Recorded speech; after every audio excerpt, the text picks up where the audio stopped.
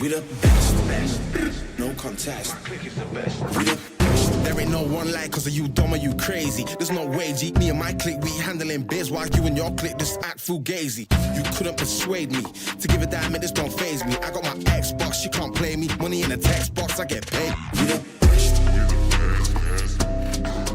We the best, no contest. My clique is the best. We the best.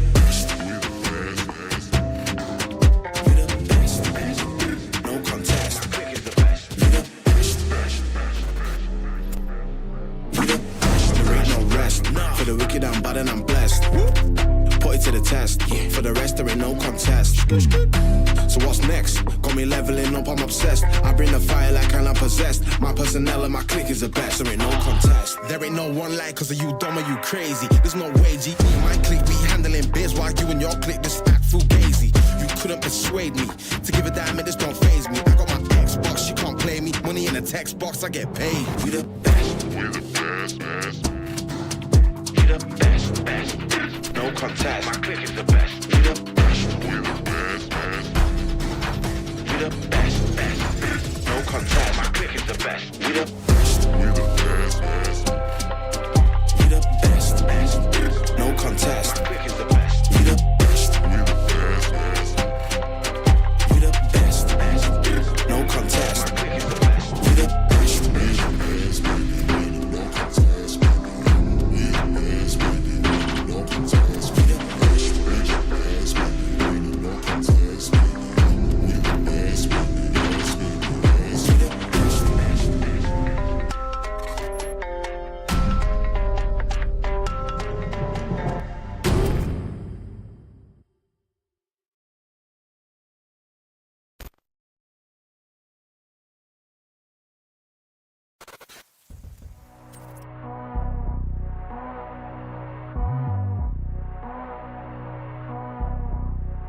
you know I'm killing it. They're hurt, I'm the one feeling it. Now they're feeling it. My enemies fake, I'm just stealing it. Slipping on the source and you're messing with the boss. No one's gonna be sorry for your loss. Scalpers scheme to tell your lies. Say you won't cry, but I guarantee you will. When the bullet from a gun fucking penetrates your eye. Phil Spencer is the sniper, laughing as you die.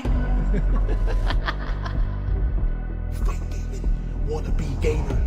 Pretend gamer, think you got comedic skills when your comedy is a little bit lacking status. But still, so until you motherfuckers come at me with some shit, talking about some shit, understand that I got more games than you.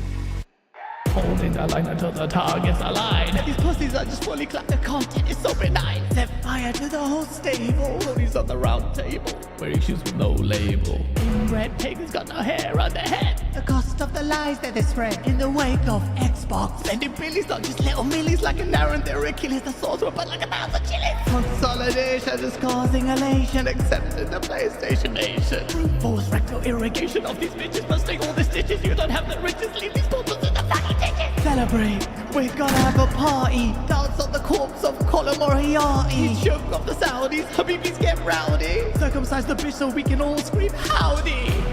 When you make that kind of content, that very adversarial, you're not one of the weird like gremlins making fucking 20-minute videos about me. That alienates and isolates you from people and burns bridges. Pour one out for the FTC and your MBGs and all my enemies. My name is Septic, yes I'm a disease and you're the one infected. Your leader has now been selected. When you're authentic, that's why your product is successful. When you're authentic, that's why your product is successful. When you're authentic, that's why your product is successful. When you're authentic, that's why your product is successful.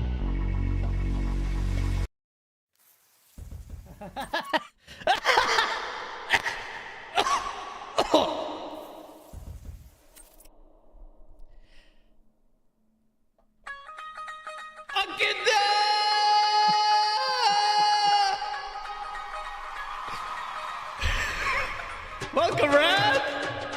Yes! How you doing, man? We are live! We are live! What are you saying, bro? Where are you? I'm happy to be here with you, bro.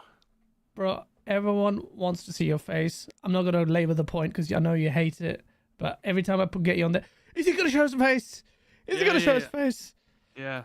If I showed my face, everybody would just leave. I doubt it, bro. They'd be like, wait a minute, what?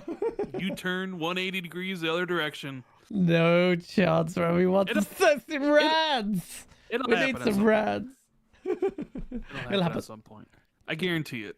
I promised it would. It's just a matter of, I don't know, there's a lot of things that need to happen. I probably have to have I got this like thing I need to have surgically removed off my face. What the flip? Yeah, I don't know. I started like excess like a skin tag kind of thing. Oh yeah. I know what you're talking about. Gotta get it surgically removed. They're gonna have a scar. But other than that, how's your weekend going, Gaz? It's good. It's amazing that you're here, Randall Thor 19. Oh, if only people could listen to our voice memos back and forth on WhatsApp, huh? Oh my god, we get banned. No, actually, it was quite funny. Rand will reach out and he'll be like, "So Gaz." It always starts with, "So Gaz, did you see what happened here?" I love getting this voice memos from you.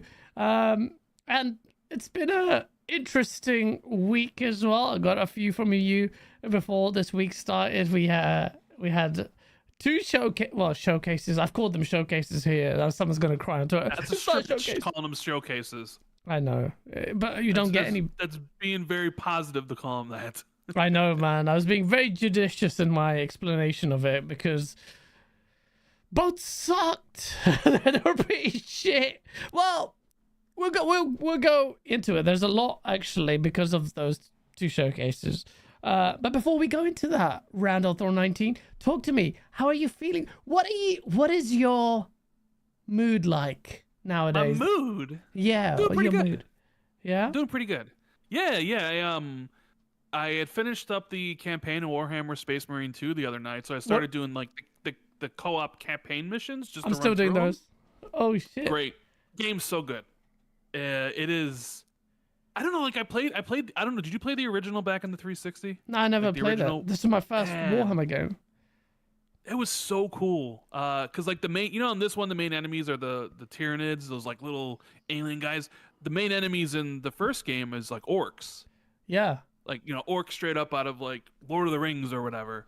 Yeah. And it was such a different style of game because you could only heal by like being aggressive and stuff. And it's like weird that. that the sequel basically took 2 generations to even appear because they skipped the Xbox One gen completely.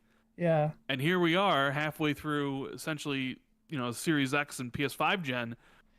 And I don't know, it's such a good game. It's such a cool experience, and it's made me actually kind of want to start delving into some Warhammer 40K lore. But I'm the same, man. Like, I really want to get into the lore. I just there's so many years of it. There's no real start. I think I don't know where. I'm relying on you to do the research so I can get I'd into have it. to research it, Yeah. I'd have to research it, but when I was playing through it, I was just like thinking to myself, man, this would make an excellent book series. And I'm like, oh yeah, those already exist. Yeah. But it's There's like apparently- already so many books I already have like stacked up I need to read and stuff. But yeah, so I've been playing that. I finished the campaign. I thought it was great. And the co-op missions are pretty good too. I've been playing them with randoms, just getting them in there. I play it as a heavy, so I just kind of sit there with my shield and I'm just mowing enemies down left and right. So good. And waiting for Starfield on Monday. Shattered Oh Space. yeah, Shattered Space. I completely forgot about that. Yeah. I think that's going to be pretty good. Is it? Yeah, it will get reviews, right? No reviews.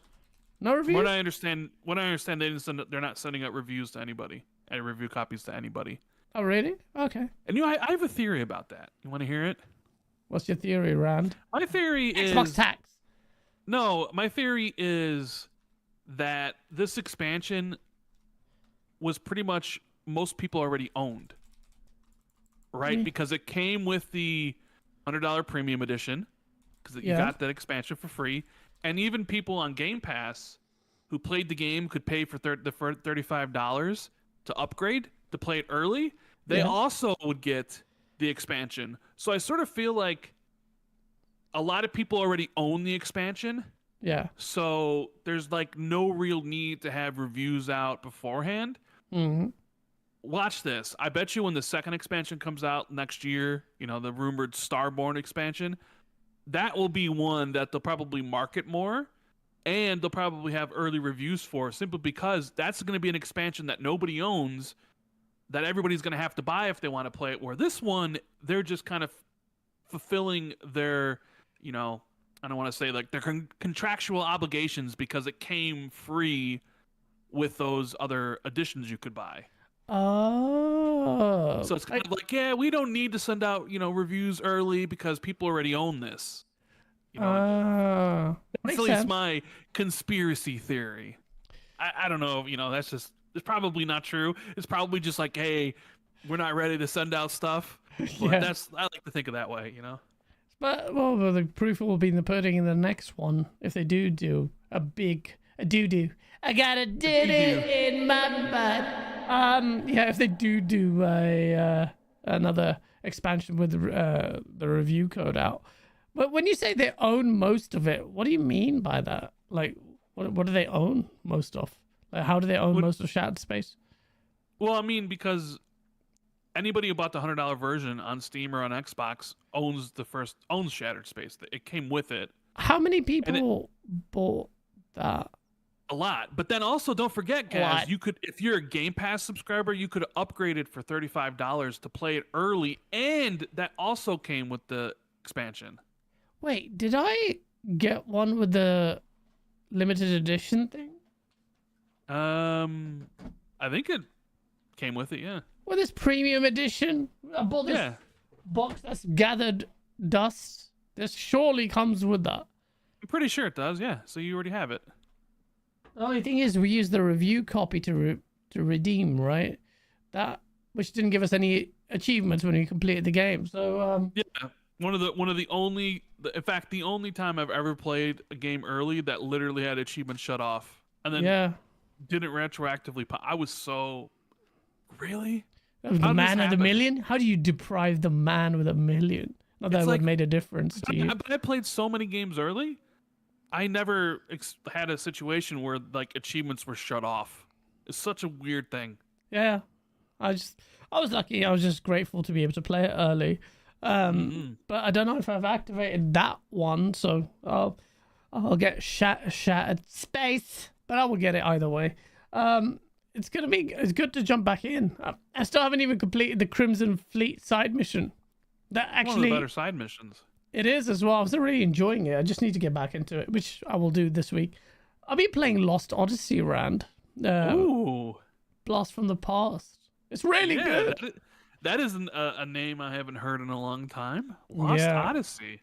Lost Odyssey. It just thought it's getting like pre-Xbox Tokyo Game Show. I was like, I'm getting itch, and there's always this sense of like guilt, or like there's so many games I want to play, but the problem with Japanese games are there's so many RPGs, so and they take all your time. Like these games are long, like really long.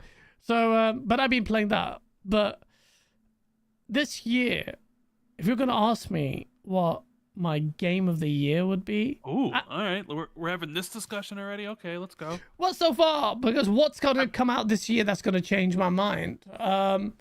I don't think Indiana Jones is gonna change my mind. I'll be surprised, but I don't think it will be that.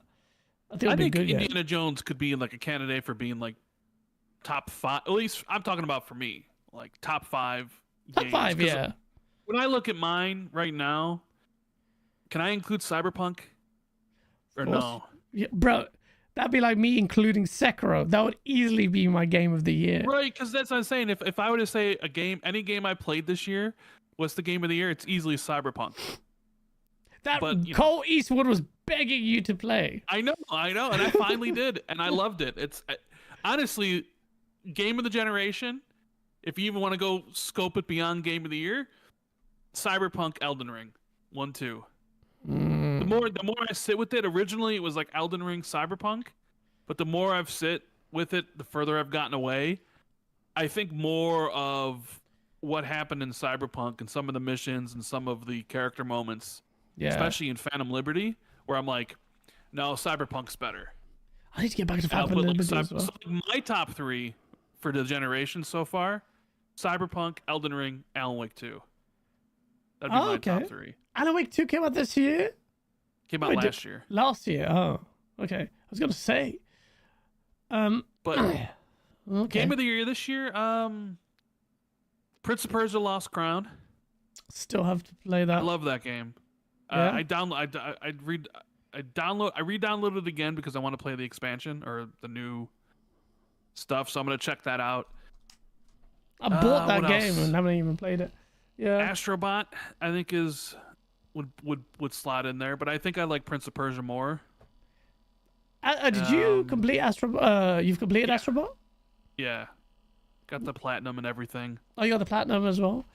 You know, I think it's over. Your favorite levels in Astrobot, the challenge levels? Yeah. So I think they ended up being my favorite because as much as I enjoy some of the main levels in the game, a lot of it felt like sightseeing. Bro. Like you were just going through the level, seeing all the cool things or the creativity it would have, but there really wasn't any difficulty or any sort of thing that made you really think too hard. It was just a nice visual experience with an incredible controlling character going through the PlayStation legacy. Yeah. But man, those like challenge levels, even some of them were frustrating, like the fire one with the duck. Oh, bro, that pissed me off so much. Because the stupid duck doesn't disperse water or dispense it as you want it to. So sometimes you just got lucky, or you have to jump and really spread the water so the lava turned into rock or whatever. Yeah. And that was really annoying, man. But those are the two memorable ones. Well, I say that one and, the final challenge you unlock when you've done everything. The mega challenge or whatever, supreme challenge. That was fun. But I was wondering the whole time, like, where's more of this? Like Crash Bandicoot, I've enjoyed that more, which is making me want to go back and play Crash Bandicoot, which I haven't even completed. But I was enjoying the challenge of that more. And I think Astrobot missed a touch there. I think the difficulty scaling that Gene Park absolutely nailed was the fact that that was missing. And Nintendo scaling on their platformers just seemed much better, and more of their platformer design was just really just more unique to me, whereas this one, I get it, like nostalgia stuff. I just don't think it needs to, having played it, I think the 94 is generous on a Metacritic. I know not everyone cares about Meta, but I said that, I'm like, this is. And then when I compared it to It Takes Two, the reason I compared it is because it's won Game of the Year as well. And I just found like there's a disparity there between how reviewers saw that game. Although that game has a reliance on playing out 2-player, right? You have to play a co-op. So they're bad up and down. But ultimately it was a good game. It's not like a game that I think was like woefully overrated. I think reviewers they kind of get a bit carried away with Nintendo's game. I think the Nintendo tag causes them to add a few points. With Astrobot, it was a lot of. So there's a Nintendo tax, is what you're saying? Rebate, but it's tax rebate. Tax rebate, so they get more points. Yeah, I think so. I think also, like, generally, reviewers who look at PlayStation games, for the most part, if it's a, say, Naughty Dog released their next game, and then said game, imagine that in an alternate universe, another studio that's never heard of released that game, that Naughty Dog game will get an additional 2 or 3 points. And the same thing applies for studios, even Microsoft first-party studios that have that claim. I also think Forza Horizon 3 was surprised. Like, I think it was a bit too high, like compared to the other Forza Horizons. I think Forza Horizon 3 should have been where the last Forza Horizon was in terms of scoring. So that kind of bias kind of like seeps in, and it's interesting that at an aggregate level that it plays out. So I'm not trying to downplay Astrobot or downplay Forza Horizon or whatnot. I just see that. It's just my perception of things over the years. Like, Metal Gear Solid 5, vastly overrated. I'm sorry. Oh, really? That's a hot take right there. And I know it's a hot take, and I'm just like, no. You're not with the Kojima love. It's so this again. Massive disclaimer with an asterisk with MGS5. I kept playing it, went past the first biome, then you go to Africa where there's more green, less desert. And I asked my friends, like, does this change? And he goes, no, yeah, well, the biome changes, but fundamentally the thing for me, Metal Gear Solid, is all about the cutscenes and the story. And that was just completely relegated for this kind of open world. And I get it, gameplay over cutscenes and story typically. But it was missing what made MGS1 is in my top 5 games of all time. And it was just missing that. And I just like, I don't know. But I feel like I'm in the minority when I say Metal Gear Solid is overrated. So, I don't know. It's all subjective, Rand. Yeah. What game would you say, if I were to ask you, based on just meta, I know meta's not the be-all and end-all, based on Metacritic, if you're going to say, name me 3 games that you think are overrated or underrated, you can go the other way. What comes to your mind? 3 games. You're gonna make me bring up Metacritic. We have to look at the list here. But the one that comes to mind, and I'm not saying it's not a good game, but based off of how many times it's been remastered and how many times its other games have copied it, I think Last of Us Part 1 is a tad bit overrated. Ooh! Clip it! Or, you know what, actually, I like Last of Us Part 1 better than Last of Us Part 2. So, I guess maybe Last of Us Part 2, I would say, is overrated. I mean, because to even have this discussion, it has to be a game that's, people generally like a lot, right? Like me and you couldn't say Hellblade's overrated because Hellblade is sort of rated where it is, even though I loved Hellblade 2 and it's in my top 5 for this year so far. I don't think anybody would be like Hellblade 2's overrated. I mean, it's like an 80. Yeah. So you have to start up in like the high 90s, anything in the 90 to be like, okay, this is overrated. It's tough because I haven't played a Nintendo game in a long time. So like you have Super Mario Odyssey and Super Mario Galaxy 1 and 2 that are superly, 96, 97 Metacritic. I haven't played it, so I don't have an opinion about how good I thought it was or how bad some of the Grand Theft Auto games, but I love Grand Theft Auto. So let me bring up this list. Let's look through it, shall we? Let's do it. Gaz. Let's see. How do we rate? Let's see. Best games. How do you do? Are you on Meta now? Yeah. Okay, here we go. Number 1 of all time is Ocarina of Time at a 99. I agree.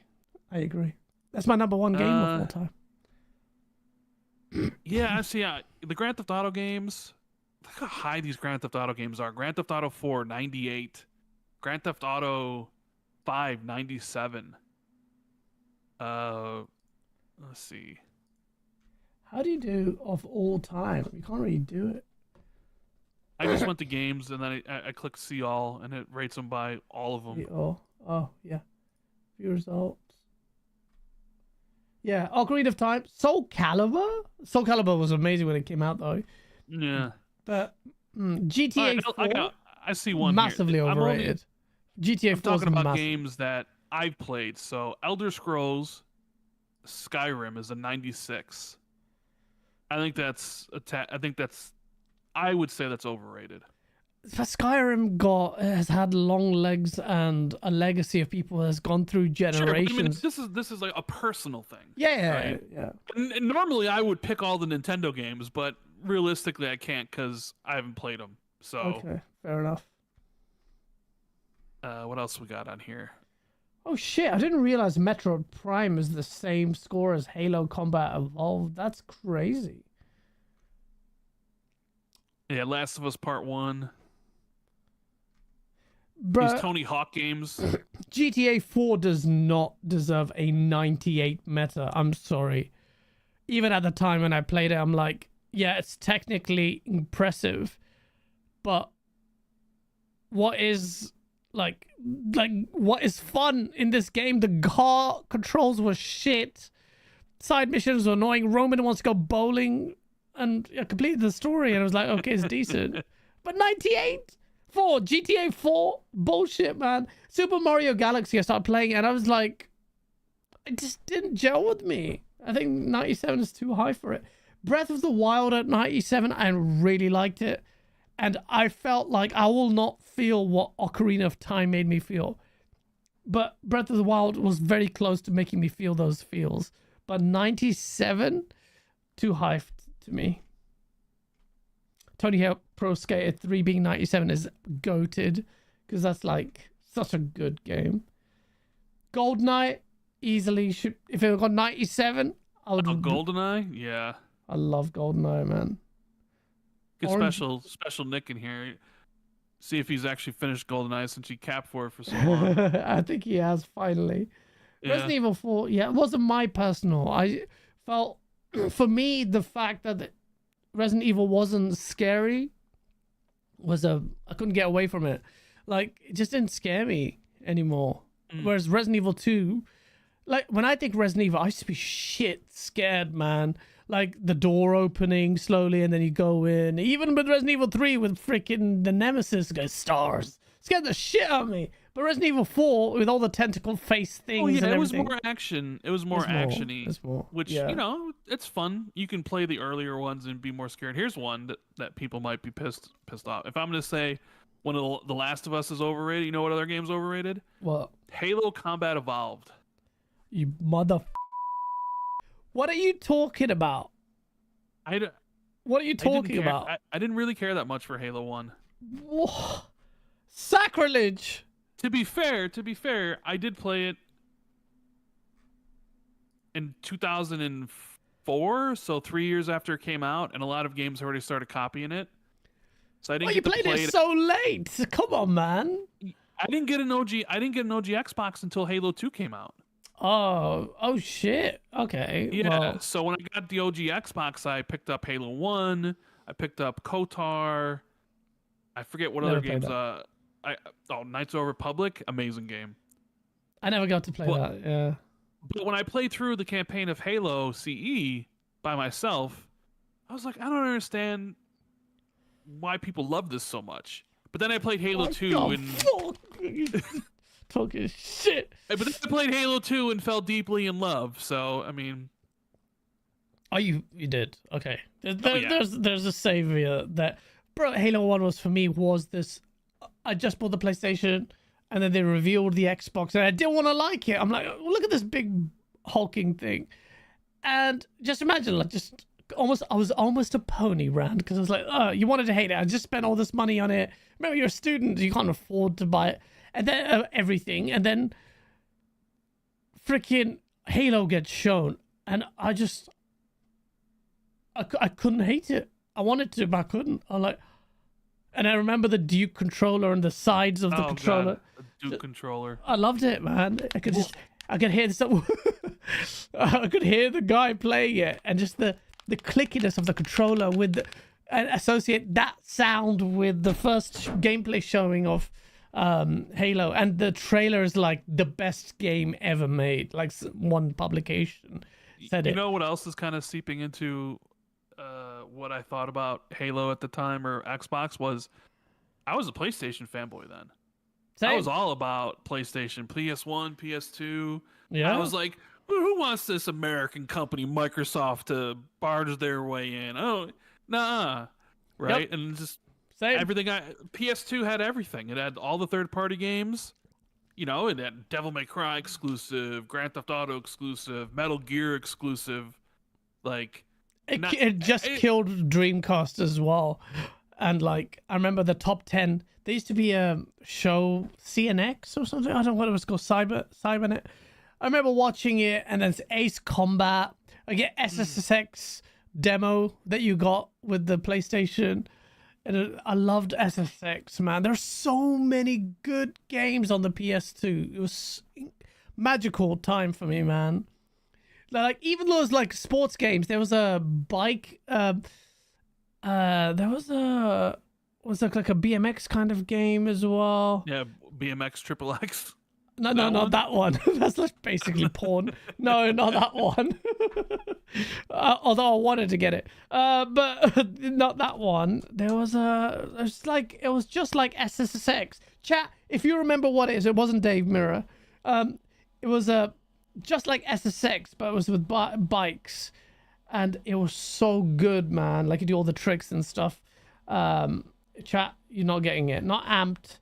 There was also Matt Hoffman. Nope. No one's getting it. Nope. Everyone in chat is getting it wrong. 1080 Maybe you're having a fever dream and you're just remembering something that doesn't exist. I will find it on Google. And not Motorstorm. Come on, boys. PS2 bike racing game like SSX. I can ask ChatGPT. You know what? I'm going to ask ChatGPT because people... Gaming channel... Can't get it right. Let me get it, chat. Okay. What the hell's this? Yo. What? Yo, what's the... Wait, I'm just trying to chat GPT. Can you hear me? Hey, Gazane, I can hear you loud and clear. What the flip? All right, here we go. Chat GPT. What is the PlayStation 2 game that I'm talking about that had... it was like SSX. But it's like with motorbikes. It sounds like you're thinking of Freak Style. Freak Style! Freaking Chat GPT got it! GPT gets it. Chat Wow. GPT I've never heard of that game. got it. Pencil Karate actually got it in the chat as well. Freaking Chat GPT, man. It's so, bro, why is this changed though? I don't like this. I like the old voice. Where? Hi there. I just want to share No, wait. to work with you, and I can't wait to get started. Shut the I will change that voice. I don't like it. But yeah, man. Freak Style. It was an amazing game. I should, you know what? Next week I'm gonna be able to pull all the gameplay footage. But Freakstar was amazing. SSX was amazing. Great PS2 games. What were they? You know, one game I never got to play was Black. I really wanted to play that, fun. but Black couldn't buy that game. Oh, it's so good. Capcom vs SNK 2, which is finally coming out on Xbox after being forsaken by Capcom. Hey, you know who said that was happening? Jez. Yeah, well, give him his flowers, chat. Nope. But no, Jez lies apparently. Oh, we're gonna talk about that bollocks.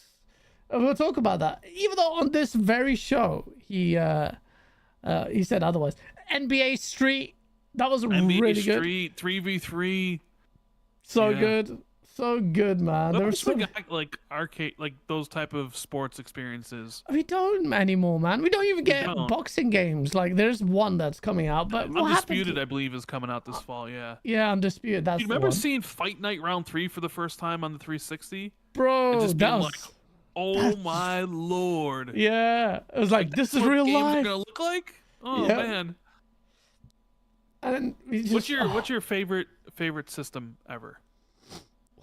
Like if you can only pick one system and it's games, right? So backwards compatibility doesn't count. So if you're gonna choose the series, it's just like the games on the Xbox Series, because you could just say Xbox Series because it comes with all the back compat stuff, right?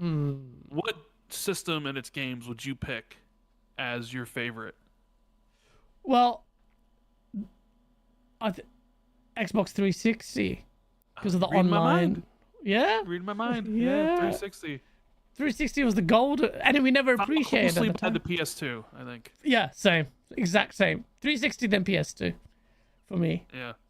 360 was this epic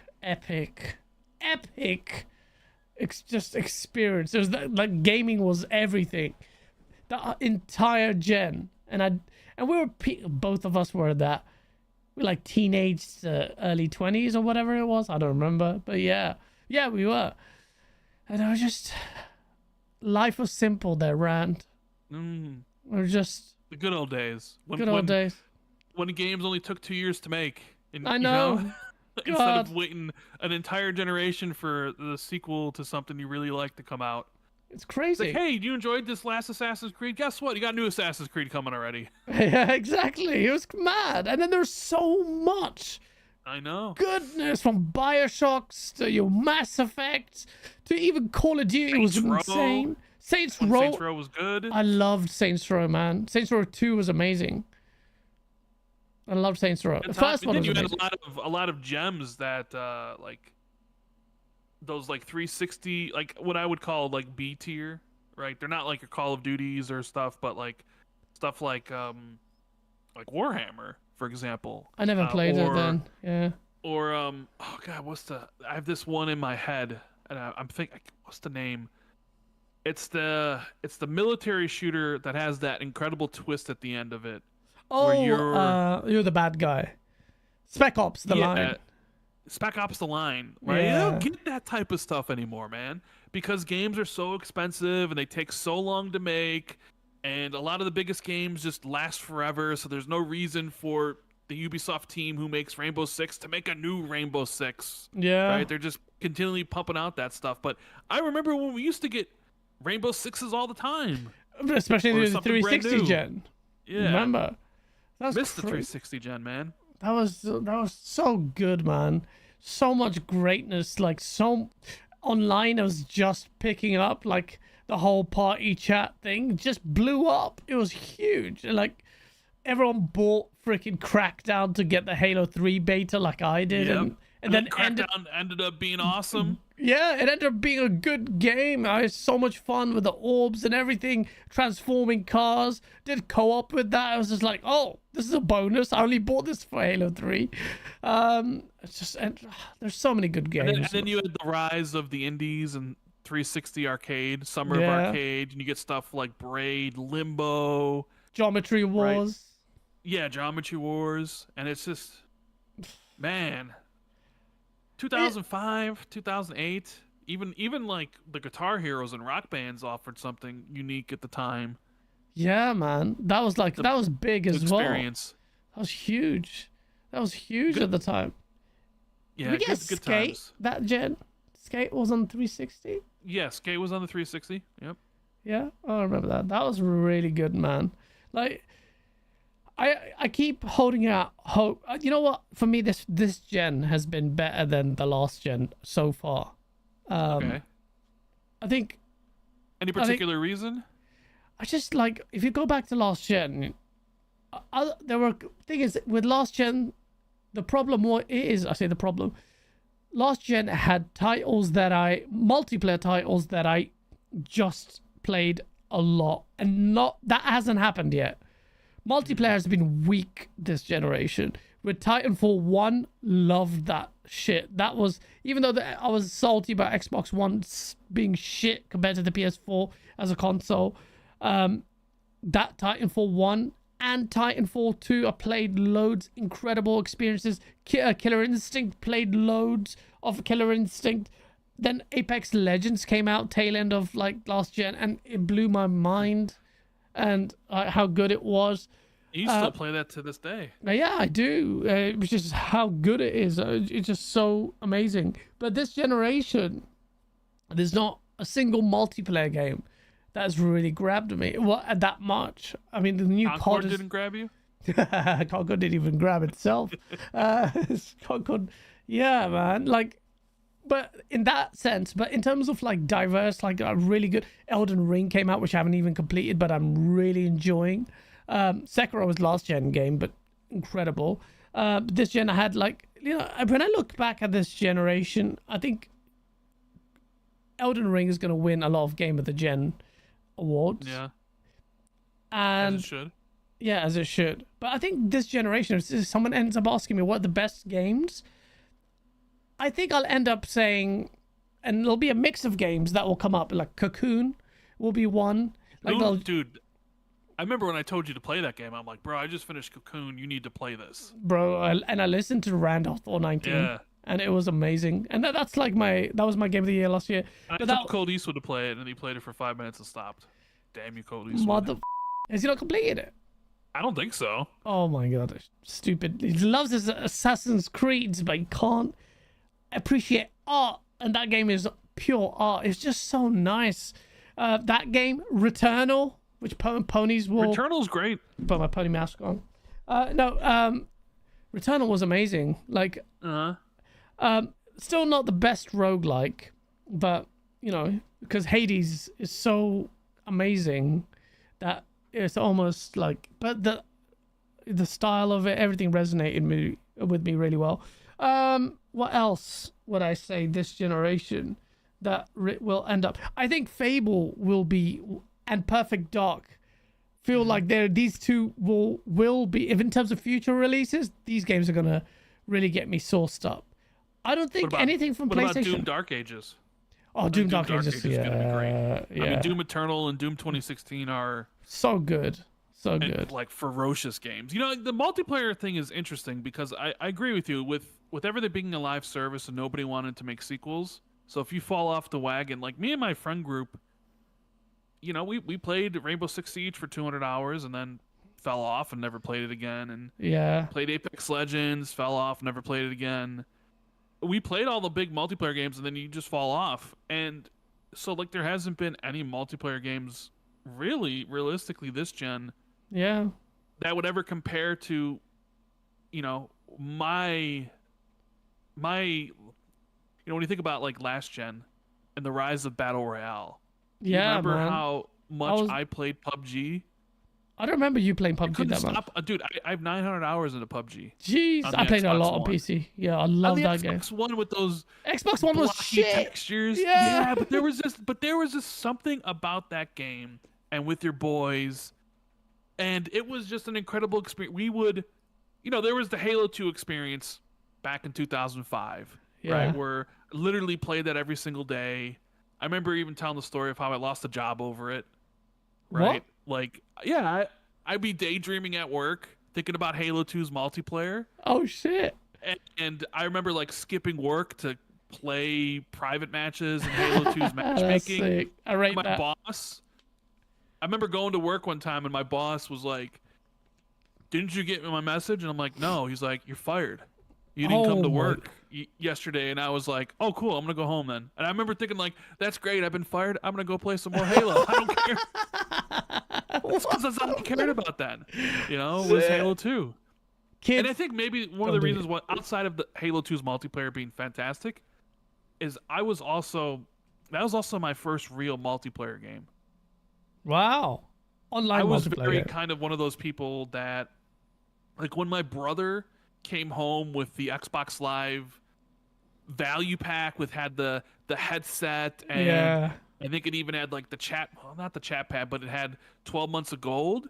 And I was like, I was one of those people, because I brought up on the NES and all the systems prior. I'm like, single player, right? Yeah. And he was like, "Oh no, my friends have got all this stuff. We want to play online." I'm like, "Who wants to play online?" Yeah, right. It's just like, that seems, I don't, I was the opposite. The old man yelling at the clouds, right? Yeah. I was the opposite. And I was dying. I was on PC. I was always PC game. People are like, "Oh, you're going to become a PC guy now." I'm like, I've always been a PC guy. But I was playing PC when Quake 3 Arena, I don't think I've played a game as much as I played Quake. Made an online for Korn clan, because I loved Korn, the band called Korn. I had Korn. I went to school. I burnt the CD game on discs, and I didn't know these people. Imagine you get kicked out of your school for being a piece of shit. I wish I did. And then go to another school, and in the first week, like the third day, go to the common room, because it's like sixth form, and these guys were playing on the foosball table. I never met them, and I'm a pretty extroverted guy, so I just went up to them, like, yo, what's up? You guys good? Do you guys play games? And Mary's like, "Yeah, we play games." "You got PC?" They're like, "Yeah." "All right, here you go." I just handed. Imagine doing that. A random person you've never met just giving you Quake. Here's Quake 3. You guys play with me. I'll help you install it because it's cracked, and play Quake. And I got 2 or 3 people you would never imagine they were actually gamers. One of my friends, there's a really good friend to this day, of mine, he got kicked out of school because he got addicted to Quake. He was shit at the game.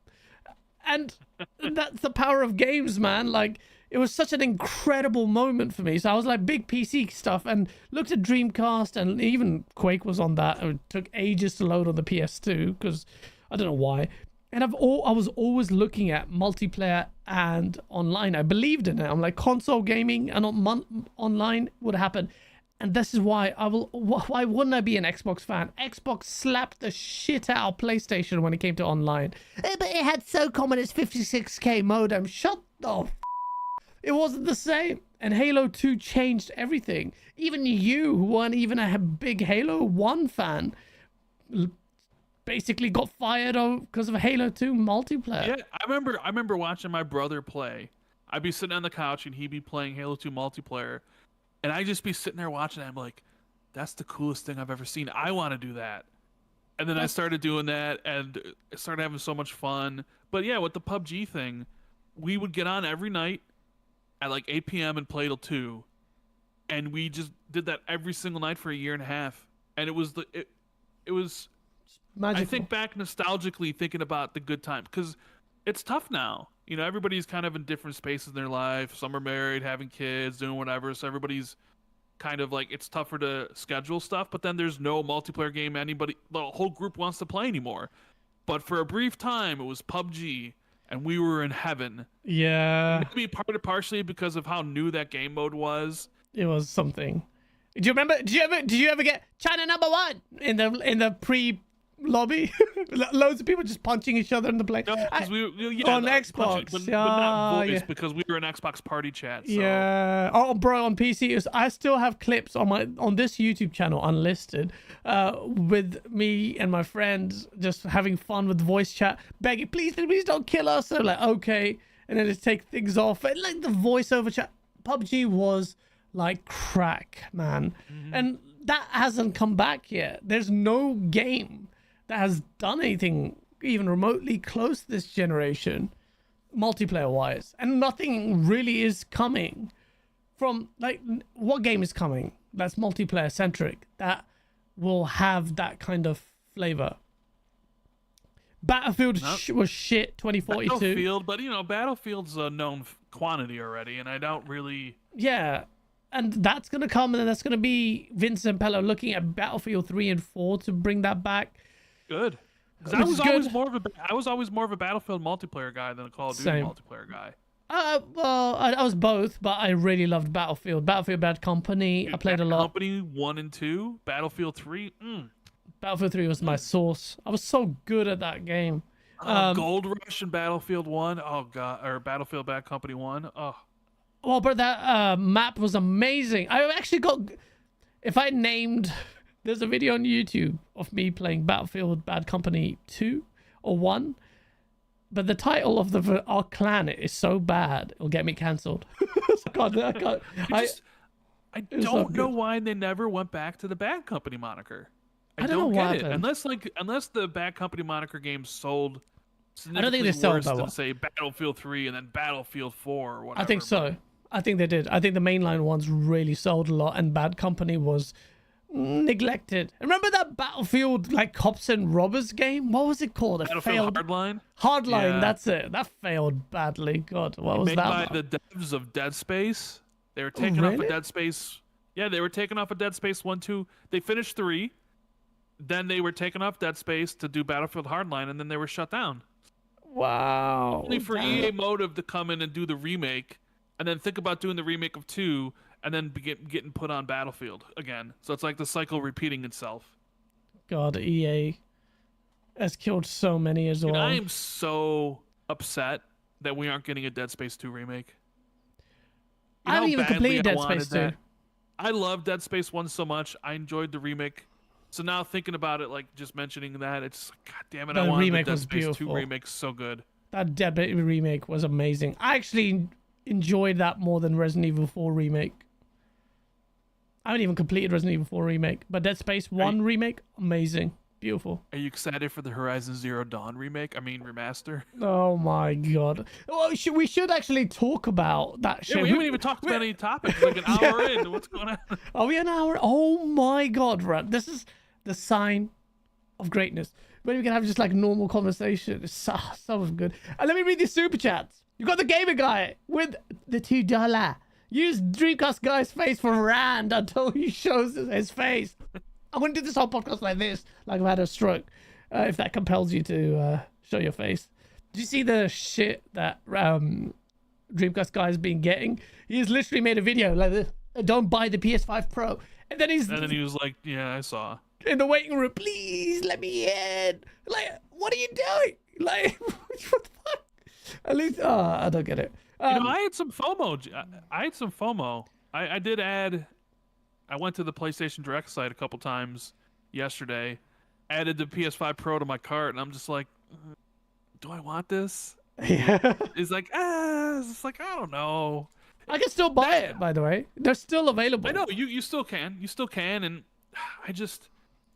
the amount of times I would use it is the reason I wouldn't spend the money on it. Like, oh man, I really wish Xbox would have made one. Bro, I would have been there day one. I don't care what anybody says. People clipped me and like called me a hypocrite for that, for saying I didn't want PlayStations, I wanted Xboxes, and it's like, what? Like somehow my take of I don't use my PlayStation enough to justify a $700 purchase, where I use my Xbox every day, and I could easily be like, yeah, $700 is great. And I've been literally saying that since this whole debate started. Like people, like someone clipped that as they do because they're, sad virgins, losers. Yeah. And they're like, Rand's a fucking hypocrite. I'm like, I've literally been saying this since the beginning. Like, yeah, I'm disappointed Microsoft isn't making one. And then you got people on social media being like, we don't need midget upgrades. I'm like, speak for your fucking self. Like, I want one. Don't speak for us all. And you play on PC anyways. What does your opinion even matter in this regard? Oh, shit. You know what I mean? Shit. Yeah. It's like, people are weird. I thought it would sell out. I mean, it might have sold out now, but it was like, it took a while for the PS5 Pro. So I looked at it and, I got the FOMO, but it's more gamer FOMO. Exact same as you. Just before I went live to do the Xbox Tokyo Game Show, I'm like, because I borrowed my friend's PS5 to play Astro Bot. And then when I completed it, I'm like, well, broke yours, right? I gave it to my bro. No, I gave it to my bro. Yeah. And I was like, He doesn't even use it. He hasn't used it. It still hasn't used it. It's like collecting dust after I've given it to him. And it was collecting dust before he'd even know where his controller was. And I was like, I could use this now to complete Ragnarok. But the PlayStation's saved state stuff is not even remotely close to Xbox. So I'm pretty sure they've lost all my game saves. And I'm like, what else can I play? And I'm like, Black Myth, maybe I could play on my PC. And I was like, I don't need a PlayStation 5 Pro.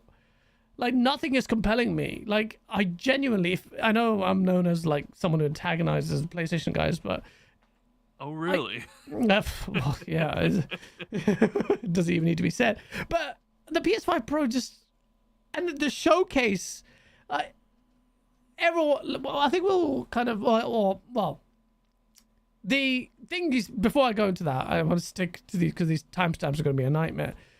The 30th anniversary, I only wanted to get those to scalp and then be a toxic piece of shit online. Yeah. I'd have loved to do that. And it's just like, hey guys, thank you for funding my PC, because you can sell that for $2-3 grand easy. Oh yeah, for sure. But I woke up late because I slept late, and then I had the Xbox Tokyo Game Show. You had no chance of getting one anyways. Yeah, God, you have to use these scripts and bots and stuff. Why did they only make 12,300 of those things? They could easily have made 80,000 of them or 100,000 of them, probably sold them. Yeah. I don't understand why they intentionally limited that supply for that. Sometimes so it's low. like, I don't know. That, because I think it worked as a good marketing beat, because it's like sold out straight away. Yeah. So like people had to line up to get the 30th anniversary knowing that they weren't going to be able to get it, but then, hey, you want to get the Pro? It's right here. Click of a button. You're already signed in, don't you? You want this, right? Yeah. Exactly. And so the other people will look at other people who didn't even know a Pro existed. Or like, what, a new PlayStation? The Pro? Oh shit, these people are really wanting it. It's going for how much? They won't know that it's the baseline Pro versus this slapped on grey retro nostalgic PlayStation 5 Pro version. So, and you know, people, it works. This is a genius marketing. It's genius marketing. And I think the PlayStation 5 Pro, I said this before, it will sell really well. PlayStation is there. Like, who's going to compete? Who's going to compete? Not Xbox. So the PlayStation 5 Pro is just... Well, the PS4 Pro sold to 14% of the users last gen, which came out to be like 14 million units out of 120 some odd million. Oh, okay.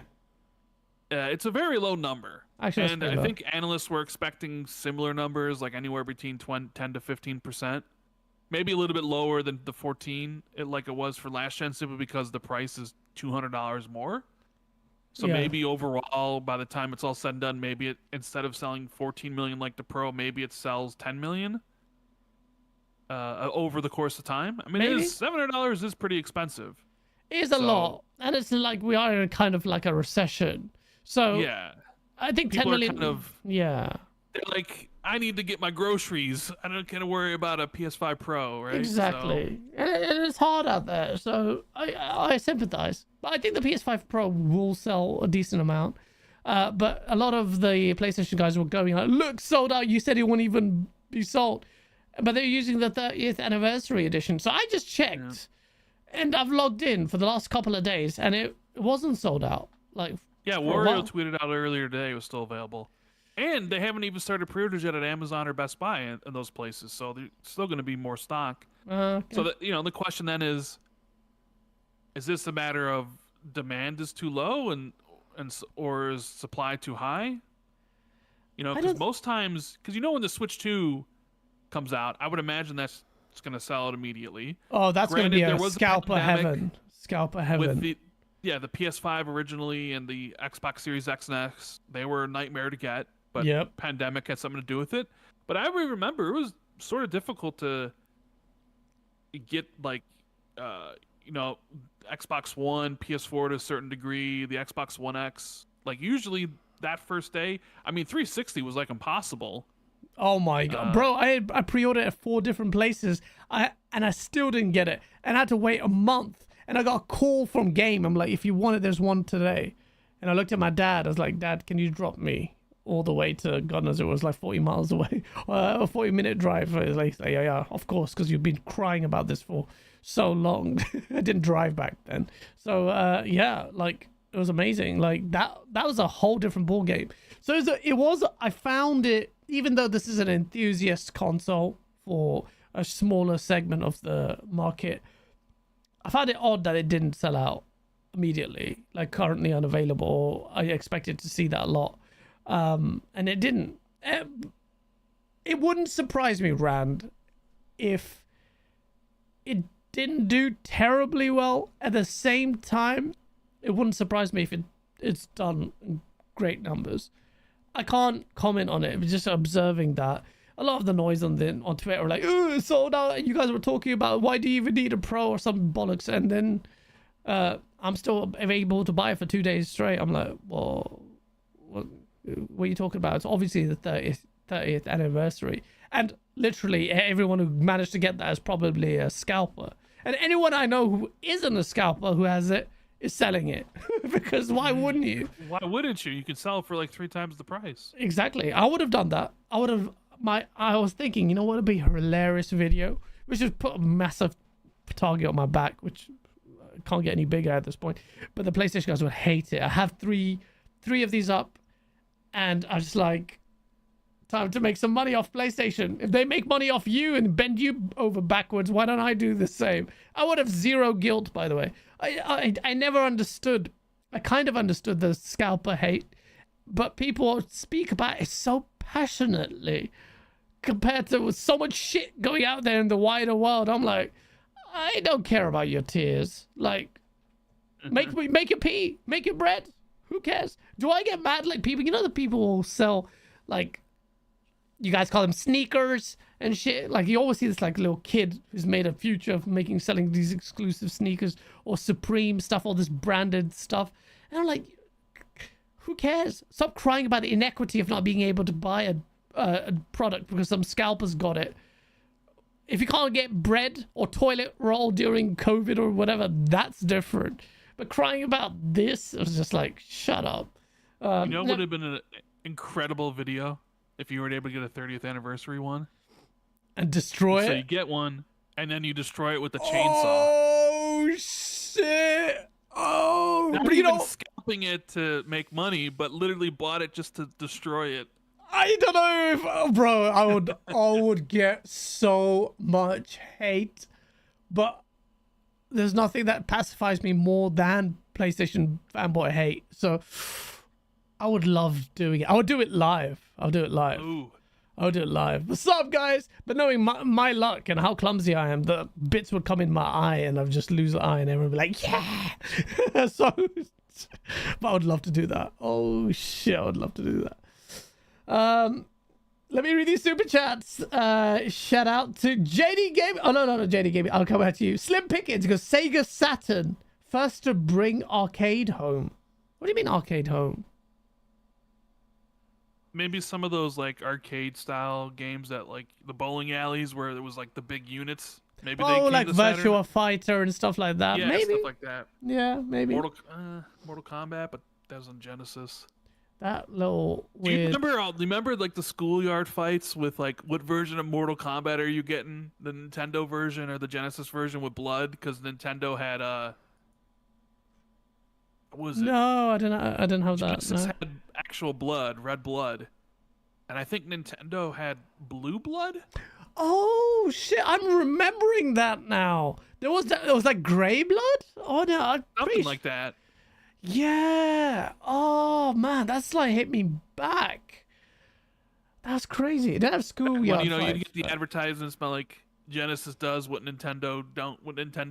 Nah, I was in Pakistan, so there was none of that like game ads back then. But I heard about all that stuff. That was pretty cool.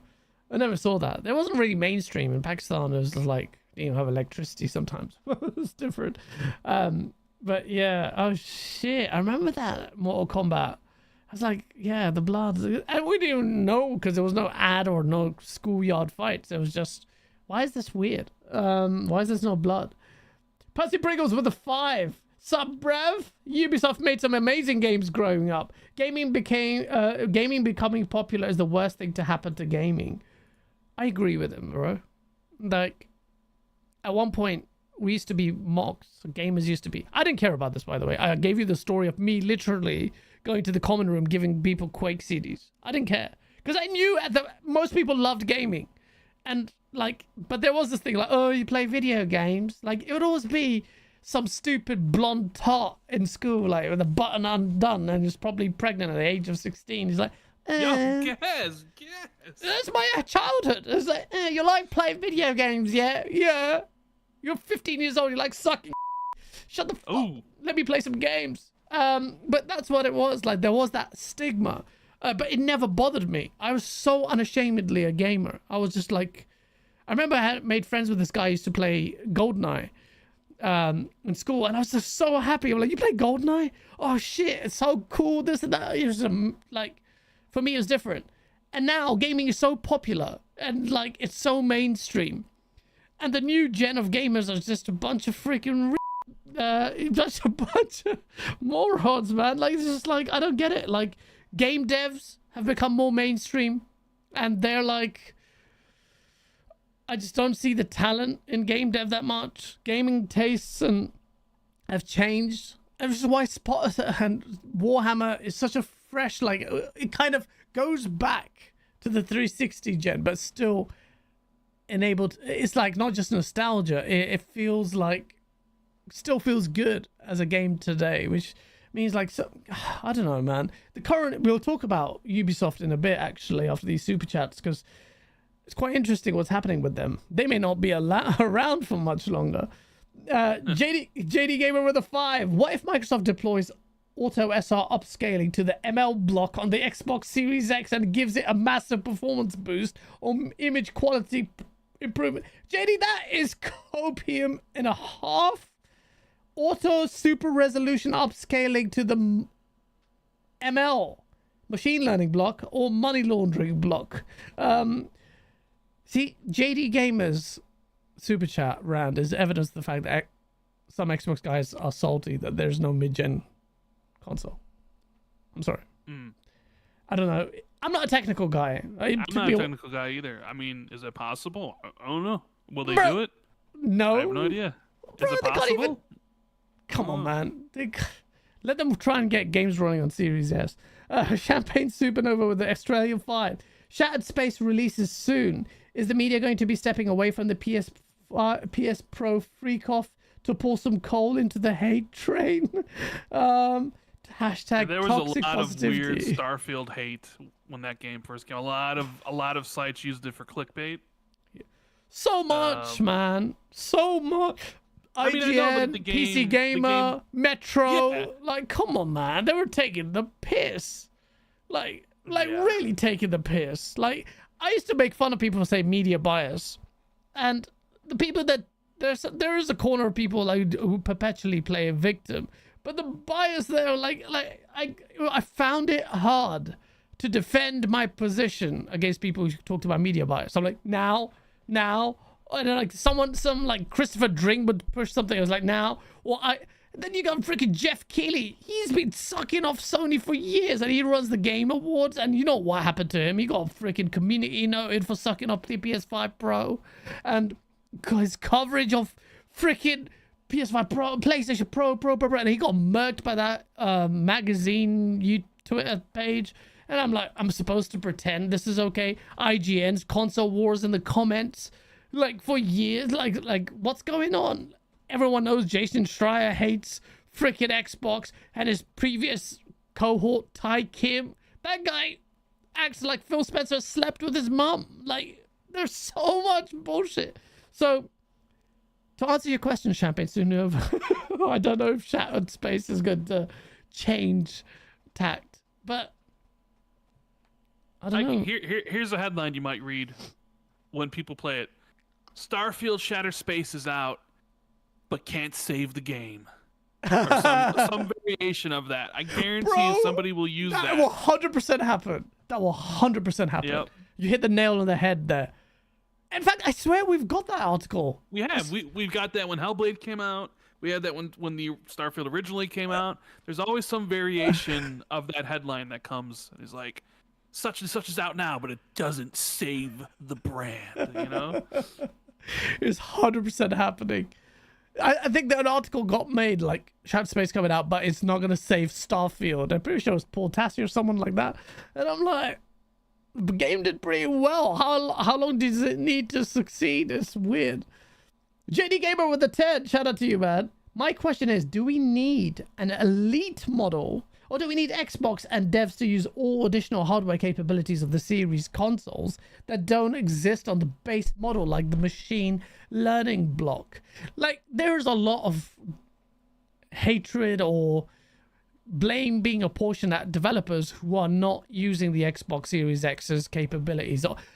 But generally, it's a combination to me. And thingy, what's his name? Jason Ronald was basically alluding to that in my DMs. It's like, well, we can only guide devs so much, and it's up to the developers to use these tools, and we give them a lot of guidance and they don't use it. It's basically what he was saying to me. And I'm like, okay, but I don't know, like, what do I say to that? Like, developers are choosing the PS5 because people actually buy the PS5. Is that their fault? The developer's fault? Are you sending teams out to Black Myth Wukong's developers? Are you really, though? Did you send a team out early to the Baldur's Gate team? Did you do that? I don't know. Like, without having that kind of transparency, I can only judge by what is the landscape. And the Series X didn't do what it needed to, Rand, in terms of the power stakes. For me and you, who are not technically minded, both of us can see that, well, the Series X and PS5 base ones are pretty much the same. PS5 base ones often. I mean, you know, Xbox wins some face-offs, PS5 wins some face-offs. And it should have been like that. It shouldn't have been like that at all. There should have been a 20% differential or something like that for a while, because on raw specs it was way better. And Xbox was angling that way. The execution didn't happen. And it's easy for us to say the developers were lazy.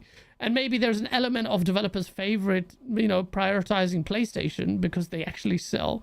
But for the beginning of the generation, which was due to stock shortages and whatnot, Xbox was doing quite well, almost like better than PlayStation because of the stock shortages for a while. We never saw right from the gate, out of the gate. And then, to make it even more egregious, Rand,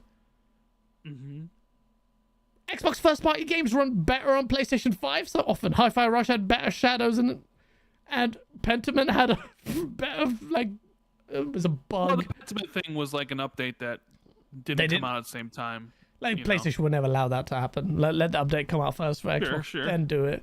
And it's just like, right, we're going to blame that on who? Xbox first party? It's just like, come on, bro.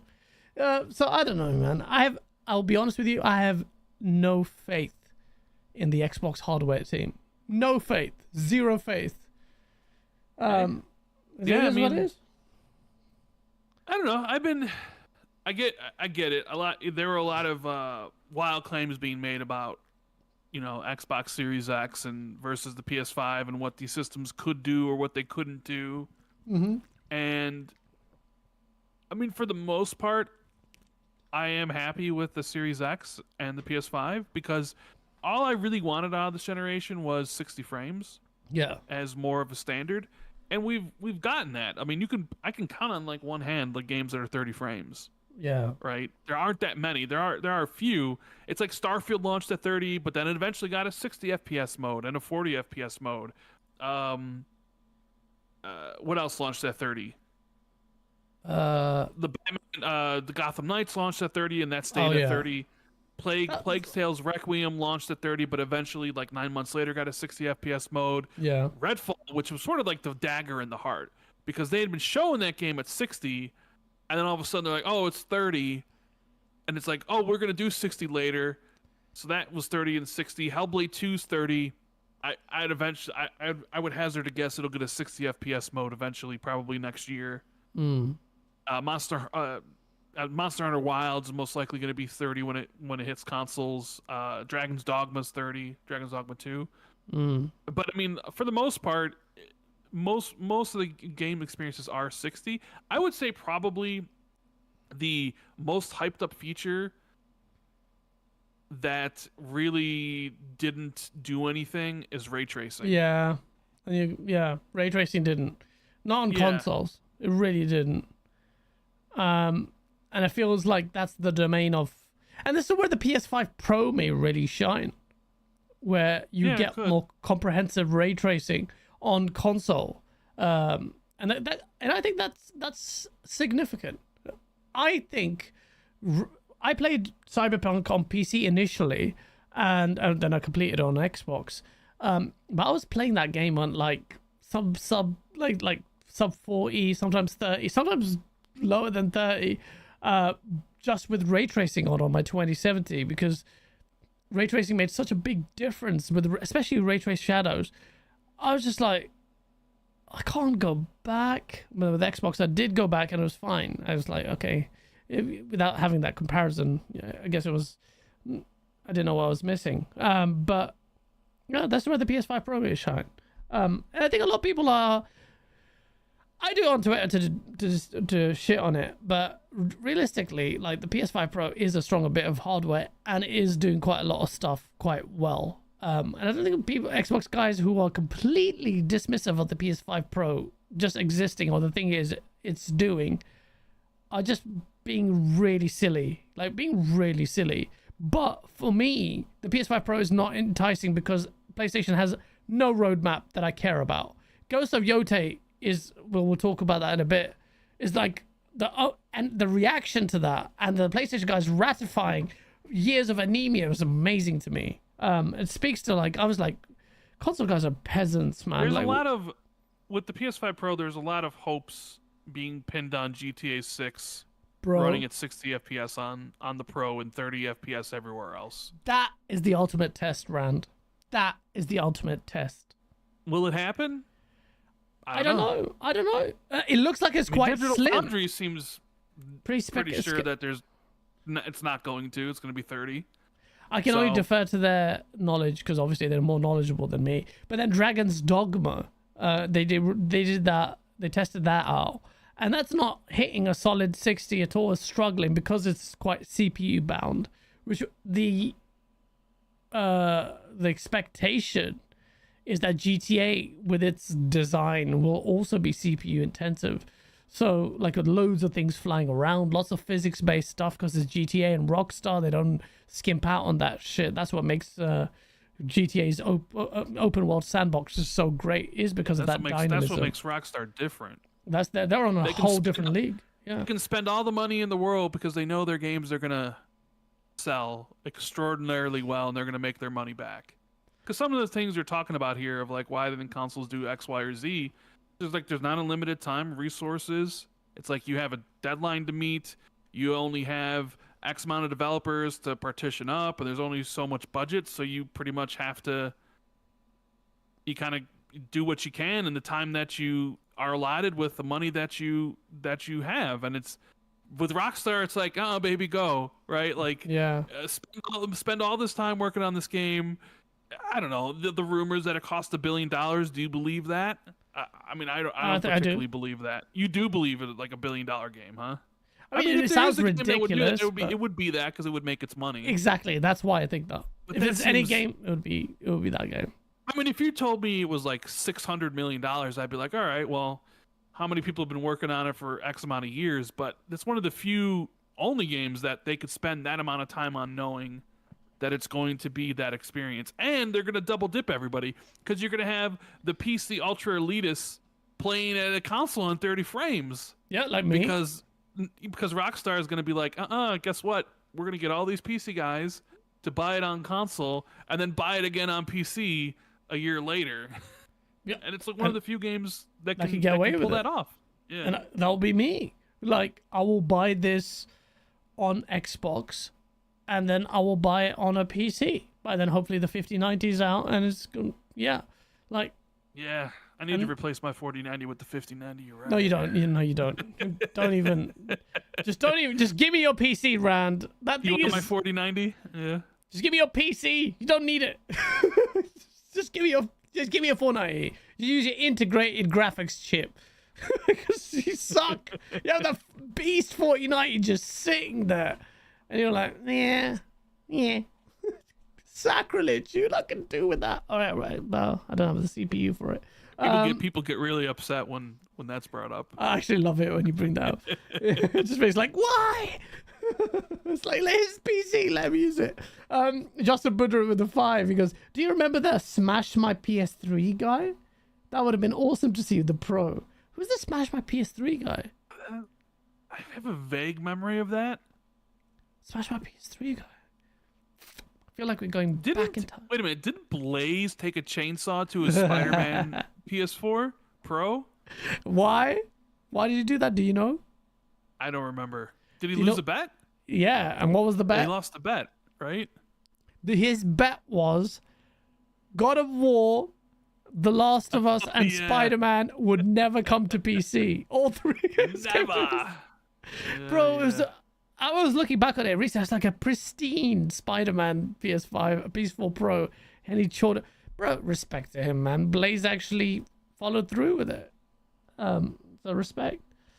JD Gamer with the $5. What if Microsoft makes Jeff Keighley announce Final Fantasy 16 at the Game Awards, along with Final Fantasy 7 and Rebirth? Dates.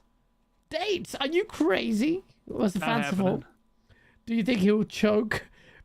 Final Fantasy 16 is a potential announcement, but 7 and Rebirth is going to take a while. Yeah, 7's far away. Yeah. 16.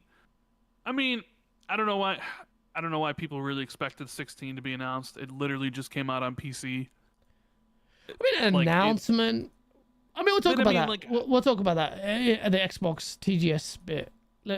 Let me just quickly read the last super chat, which is from Champagne Supernova, who says Xbox hardware is great. It's the misstep in the communications, lack of commitment to exclusivity, which led us here. A handheld with Xbox OS and Steam would murk. Do you agree with that, Rand? I don't know. I've had this we debated this on Xbox too. Jez is very high on the idea of the handheld doing good things. I'm very much of the opinion that really the handheld's gonna do. I think it's a great device for people that would want it, but I just can't see the handheld doing huge numbers. I mean, everybody loves the Steam Deck, but the Steam Deck, I don't think he's even sold more than 7 million units. Right? And you have like all the Windows handheld competitors, and they probably make good money, but they're not selling 10 plus million handhelds. So I don't know. Maybe I don't think I'm it'll sell that underselling much. it because I don't really care for handheld gaming. I don't think it'll do that much. I don't think it'll sell as much as maybe as much as the Steam Deck. I'm with you, Rand. I think it could sell more than the Steam Deck because the Steam Deck is, I think, still only available on Steam. Yeah, not retail stores. I would imagine this would be at all the different retailers and stuff. And maybe handheld gaming is the future. I don't know. There is that. People do seem to really appreciate what handheld gaming brings to the table, but I'm more down on the handheld doing big things. And Jez is a little bit more higher on it. So we'll see. I mean, because me and you were talking about it, and because you thought it might show up at the TGS this year. I was hoping it would. I think it's the perfect place for it to be shown off. I almost started believing my narrative. I'm like, you know what? They will, because they will show this. They're in Japan. Sarah Bond has said later this year we'll show you more hardware. They said that. They've already said that. So Xbox says a lot of things sometimes. And exactly. And if that doesn't happen, then Sarah Bond is also going to be in the firing line for broken promises. And that's going to be two things, because the other thing is that I think is going to age really badly is Starfield coming to PlayStation and her going, yes, it's exclusive. That's going to come to bite her in the ass. We'll see. Well, I mean, to be fair to Sarah, when she said that, they did reveal new hardware at the Summer Showcase.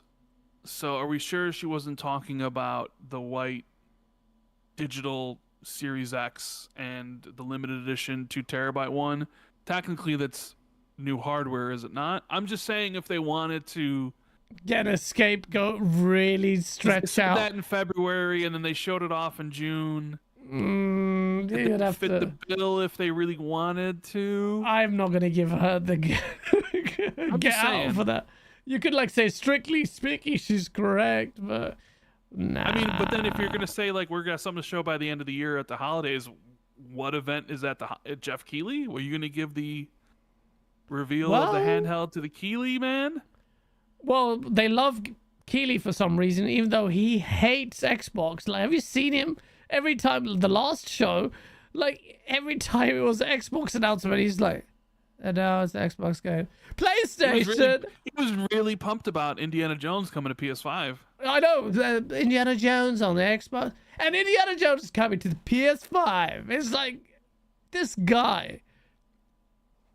And I know Phil Spencer doesn't like him, by the way. And they still give him... He revealed the Series X on the Game Awards. So maybe they're just thinking purely from a exposure point. Like, purely from a... It's how many purely exposure. I mean, there's nothing bigger than the Game Awards, really. I guess there's logic to that. And they'll reveal the hardware then. And I think I'll buy the handheld. I'll definitely buy the handheld. I feel like it would help, especially at work, just play that. And if it's as cool as the save states transferring between PC and Xbox and it's like that, damn, I'll get it straight away. So I think it will do well. But not set the world on fire like Champagne Supernova was suggesting.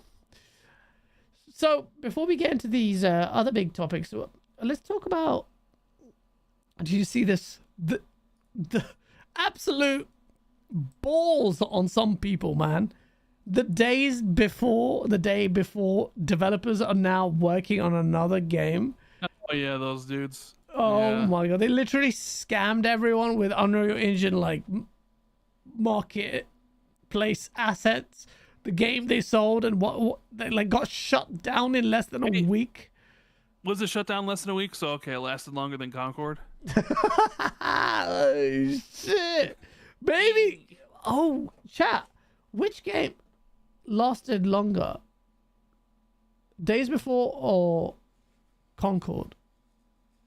But they're making a game called Fantastic 2.0, and it's like, bruh.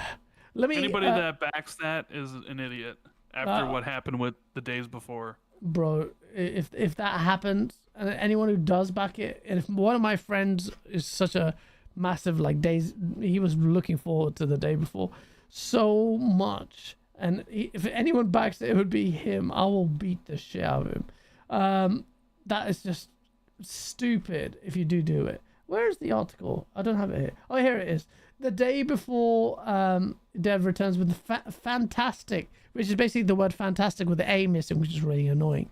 Fantastic 2.0 and a new Kickstarter campaign. What's it says? Regaining trust will be tough, they said on Twitter, but we're motivated to make more games if our Kickstarter succeeds. With its all or nothing model, contributions will be refunded if we miss the target. We value your support and all funds will go into development, not profit. 159 likes for that tweet. What's their Kickstarter at? Let me see. Let me see if I can see that. Funny to see if they barely have anything and it's just gonna fail. The website's like a mess.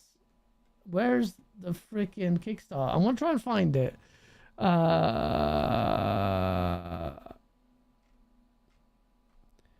And you know the funny thing is, Insider Gaming's related article, which says every sign the day before was a scam. It's like, I don't know if that was intentional, but damn. I don't know what it's 200,000. I don't know where it is. I can't find it. I can't see the link to the thing, which is great. The website looks like a mess.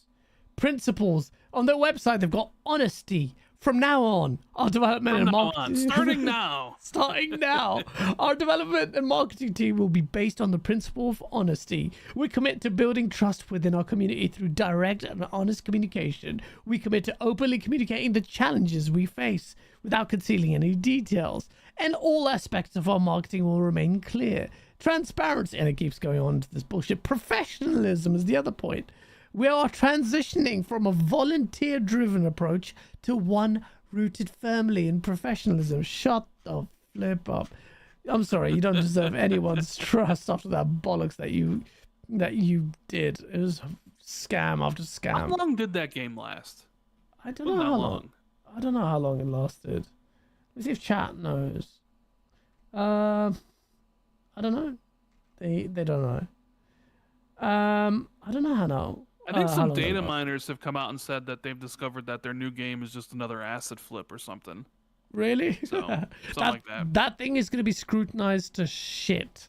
48 hours, actually. It lasted 2 days. So 2 days? Concord lasted longer. Concord was like 14 days or 12 days or 11 days. Something like that. This was 2 days. Oh, my God. That's terrible. Do not back it, chat. Please do not back it. It would be stupid. Also, Ubisoft, they literally delayed Assassin's Creed Shadows. And it came out just before the reveal of Ghost of Yotei. Is it Yotei? Yotai? I don't even know. Yotai? Yotei. Probably Yotei. Yeah, Yotei.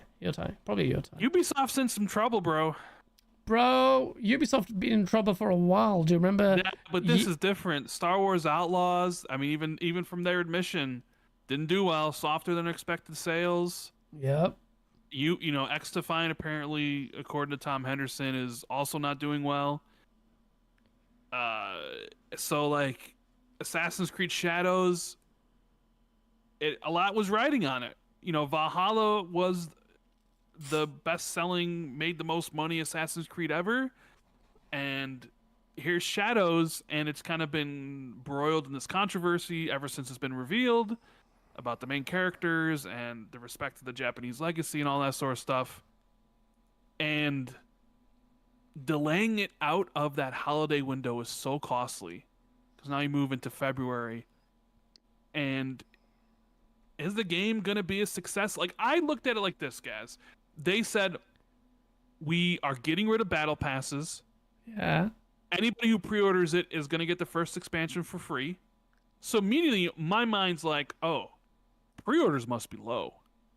If they're transitioning to their talking points of, we're getting rid of the things you hate, like battle passes, and we're going to give you the first expansion for free. To me, when a company does that, they're like, we need to spruce up our pre-orders. Yeah. But then they announced that they're bringing it to Steam day one, which is great, right? But then it's like, well, wait a minute. Was this always the plan to bring this game to Steam day one? Because if it was, I would imagine that would have been announced months and months and months ago when the game was announced. It sort of seems like this is a 180 that you're doing specifically because the game's not doing well or tracking well internally through your pre-orders and your metrics. So you need an influx of more extra revenue, which, you know, Steam would get you.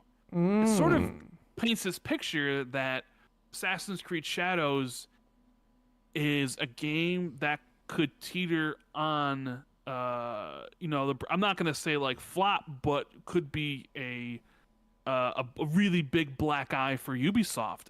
Especially if they're planning for Shadows to follow in those footsteps of Valhalla and make a ton of money moving forward for years and years and years. This would really put the kibosh in that.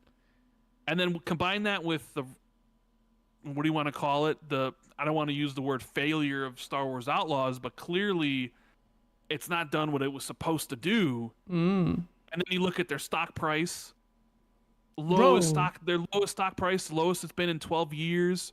They have like a market cap of 1.4 billion. They got like 20,000 employees. The board is starting an investigation into the company.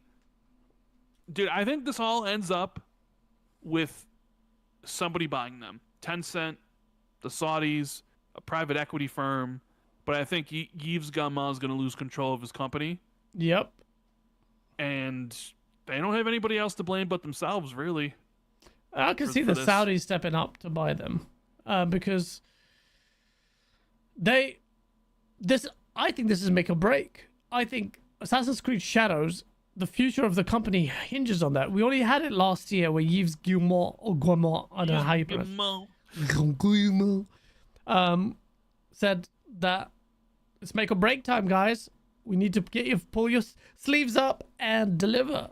And if you don't, well, shit's gonna happen. And delaying this would have not been an easy decision. And this game is coming out the same year as Ghost of Yotei.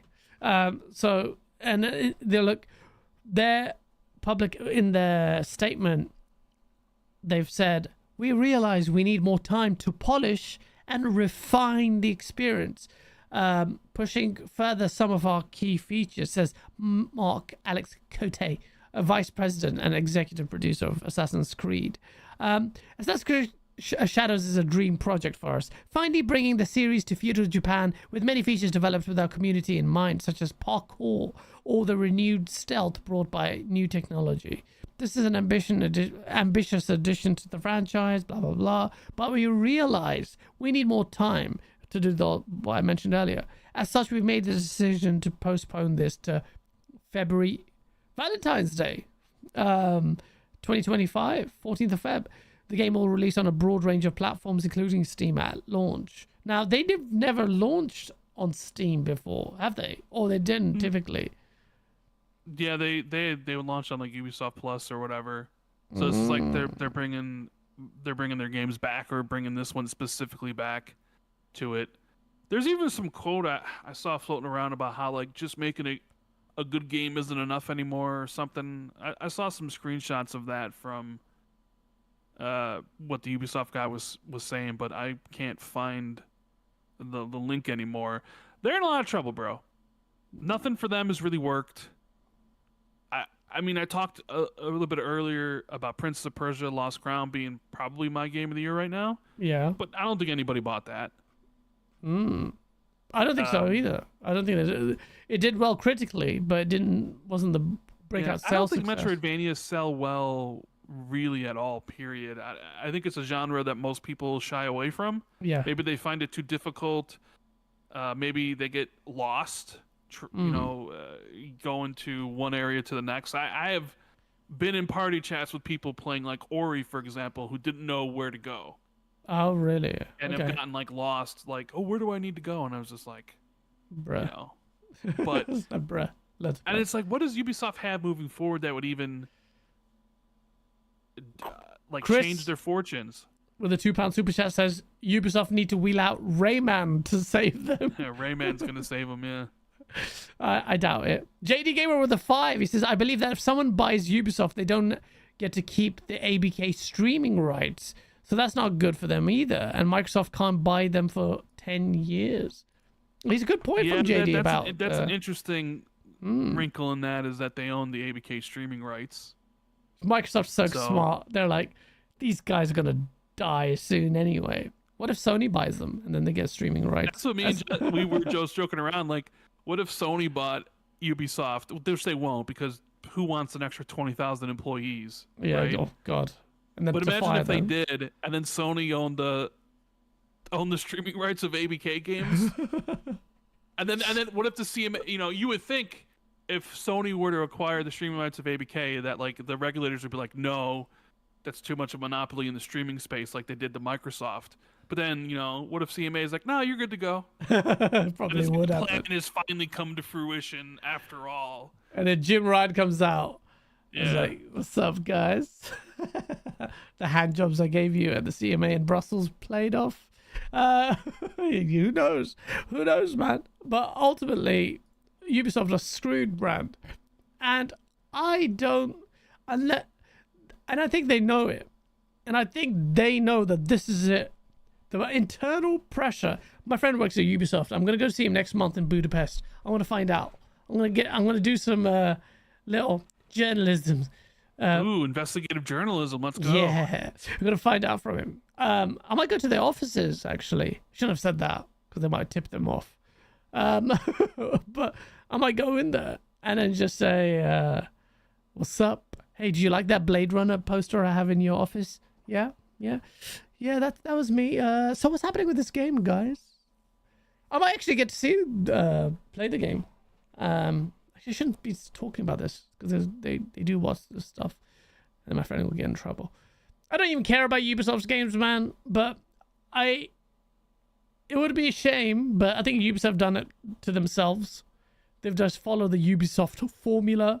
There have been these kind of the Far Cry games have been good, but they just stick to the same bullshit vomit side quests on maps, and that is just not indicative of good game design.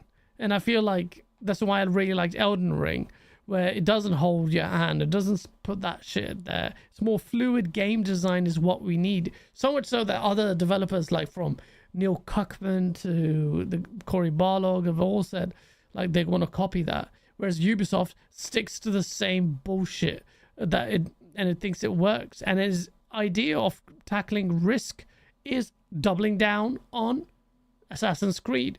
And I'm like, you guys don't know. And then what happened to Beyond Good and Evil, bro? Yeah, what happened to that game? Exactly. Huggy says, check the article I sent you on thing. You send it on Discord? I can't do it. Oh, shit. This is what happened. If you send it on Discord, it'll murk my shit. Huggy! Yeah, sorry, Huggy. I can't see it because if I change the Discord chat. Oh, yeah. Here's the headline I saw. Making solid games isn't enough when you have gamers expecting extraordinary experiences, Ubisoft CEO says after Star Wars Outlaws. Sorry, what did you say? Can you repeat that again? Sorry. Making solid games isn't enough when you have gamers expecting extraordinary experiences, Ubisoft CEO says after Star Wars Outlaws. I guess. At least that's the article headline. You're a AAA publisher, and you've been riding the coattails of the same old games. It's natural for people to all expect spectacular games when you promise the world. It's like Ubisoft games are also really buggy at launch, right? And now they want $10 more, right? There, it's like $70, but then they're also selling like $100 version and $130 version with all this extra stuff for games that, aren't. It's not a bug-free experience, and they've been doing this for a while. Like when the 360 gen started, they were on the up and up. They had a lot of, they were creating a lot of new IP. Yeah, they were doing a lot of great things, and I think so much so that like literally everybody copied them. Like if you were making an open world game, guess what? You just copy the Ubisoft formula, which almost made the Ubisoft games redundant. Yeah. When you would play them, because they just became like a checklist of like, here's all these. It's like a vomit of icons on a map. Yeah. Right. And it's like, let me go do these things, and they tried, and unsuccessfully tried like changing like Far Cry. They added like levels to the enemies, which nobody wanted, and it's like everything kind of worked out well for them in the beginning because you could constantly push out games, but now in between how long it takes the games to make and stuff, it's like if you have a failure or a game doesn't do well, that really screws you up because your next game isn't going to be for a while, and it just kind of adds up and adds up and adds up, and here we are. I mean, do you recall there was an article Tom Henderson's reporting, and at one point they had like 7 Battle Royale games in development. Whoa, Ubisoft? Because Battle Royale was super popular, right? And everybody was copying it. And of course, the AAA industry, video game industry is very much copycat industry. Yeah. So then Ubisoft was like, we need to make some of these. And they had like 6 or 7 Battle Royale games in development. But I don't think any of them are going to come to fruition. It's kind of like the problem with like Concord was people saw Overwatch and wanted to make Overwatch in 2016, and then when they started working on it, by the time they finished on it, nobody wants like hero shooters anymore. So your game is unappealing to the vast gaming audience.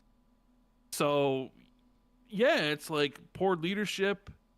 I mean, do you need 7 Battle Royales in development? No, That's ridiculous. They're just following Ubisoft, a popular trend. They have no vision. They have no soul in their company. They really don't. They're just useless, man. And I have very little sympathy for them. It's like, I don't know. Do you think there's credence to the fact that this Assassin's Creed Shadows controversy is the reason why they also pulled it out? I mean, they did bring it up, and the CEO did talk about like agendas and stuff. So I'm sure they think it's probably not a good thing to be involved in. I don't know how much of that affected Star Wars, like if any of that affected Star Wars, or if like Star Wars Outlaws is one of those games that is kind of nobody really wants to play as a bounty hunter. You want, like Star Wars, you want the power fantasy of being a Jedi and using the lightsaber and doing the force push and pull, right?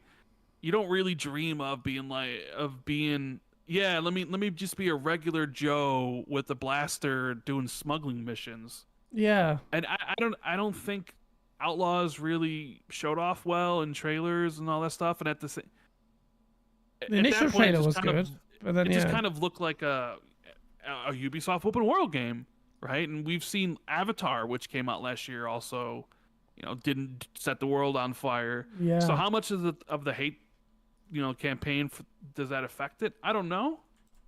Maybe a lot. Maybe it's a lot bigger than we ascribe it to, because sometimes you think those things are only really exist on Twitter. Yeah. And it doesn't really touch the general audience, the people who aren't connected like that. Yeah. But clearly it's bothering them because they've apologized for certain things in the past, and the CEO's talked about it. Maybe there's a big issue there. I don't know. Like the videos I've seen of Shadows, I think the game looks cool. I think the game looks good. So I mean, I want to play it. I'll definitely check it out. I just don't know how the game's going to be received when it comes out next year. So I don't know, man. And then you got Ghost of Yotei coming out as well, and that's gonna really murk them so much. And they've delayed it. But is Ghost of Yotei going to be coming out around the same time frame? Nah. To me, it's like, and that's end of the year type experience. That is an end of year experience. So I don't think it's gonna affect Assassin's Creed very much. But then again, the specter hanging over everything is GTA 6. You gotta make sure that your game's not launching anywhere close to GTA 6. Oh shit! I forget we're getting that next year, bro. Well, supposedly, I mean, who knows if it ends up getting delayed or not? But I would imagine there's a lot of developers who are targeting fall, who are just don't want to give a date yet because they don't want to give a date and then have GTA 6 come in, and then you have to delay your game because you're not competing against that behemoth. Bro, GTA 6 is gonna dominate the whole year, man. Like, don't even release Fable then to delay it to 2027, man, because that game is gonna be crazy. I can't wait. By the way, I'll ask you about this on the Xbox TGS. But before I go, this new Starcraft game, bro, or potentially. Ooh, bro, Jez is excited about it. Bro, so am I. I've never played a Starcraft game, but Neither have I. Always wanted to play because it's the aesthetic that's always appealed to me, and I was always following the development of Starcraft Ghosts, which was going to be this third-person game with on the OG Xbox, and then it never happened. And now they are rumors, according to Jason Schreier, that Blizzard is incubating a shooter in the Starcraft universe led by Dan Hay, who is behind the Far Cry games. That is big, no? That's going to be potentially It'll be big in hell. 2030. Yeah. If it comes out. 2030, that is true. Oh, man. I hope we get that Starcraft game. I think that'll be epic. It's going to be... We do have StarCraft right now. It's called Warhammer 40K Space Marine. Why do you say that? Because look at the armor of the Marines in Warcraft. Plus, they got the Zerg, who's kind of like the aliens in. So, every time I played Warhammer, I felt like I was playing StarCraft, Like, this is what I think StarCraft would be. And I'm not sure what, because I saw some, because I love the StarCraft CGI. Blizzard CGI is amazing. Oh, unparalleled. Nothing comes close. And I always put their shit in their videos, and like the big Zerg, that's what they're called, fight against the mechs. And it's so cool. So freaking sci-fi cool. And I was like, is there a mashup between Warhammer and StarCraft? Because it's like, this feels like what StarCraft Ghost could be like. Like, developers out there, if you're watch Warhammer, you could do something with that and follow Warhammer's like DNA, which is basically Gears, which is this classic third-person shooter. But with StarCraft Ghost, that could be amazing. This is what I wanted. Maybe make a StarCraft shooter an FPS instead. Instead of a third-person shooter, making a first-person one. You know, Xbox loves their first-person shooters. But I think third-person would work better. I think third-person would. I mean, I wouldn't mind both, but I would like. Let me ask you this: do you do a StarCraft 3 at some point? Do you think RTSs have the same kind of bluster nowadays, even in the PC crowd? I don't think so, but that's not to say StarCraft 3 wouldn't be a massive announcement. Especially, I mean, isn't StarCraft like a national sport in South Korea?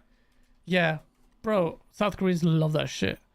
StarCraft is like hates. It's like cracked them.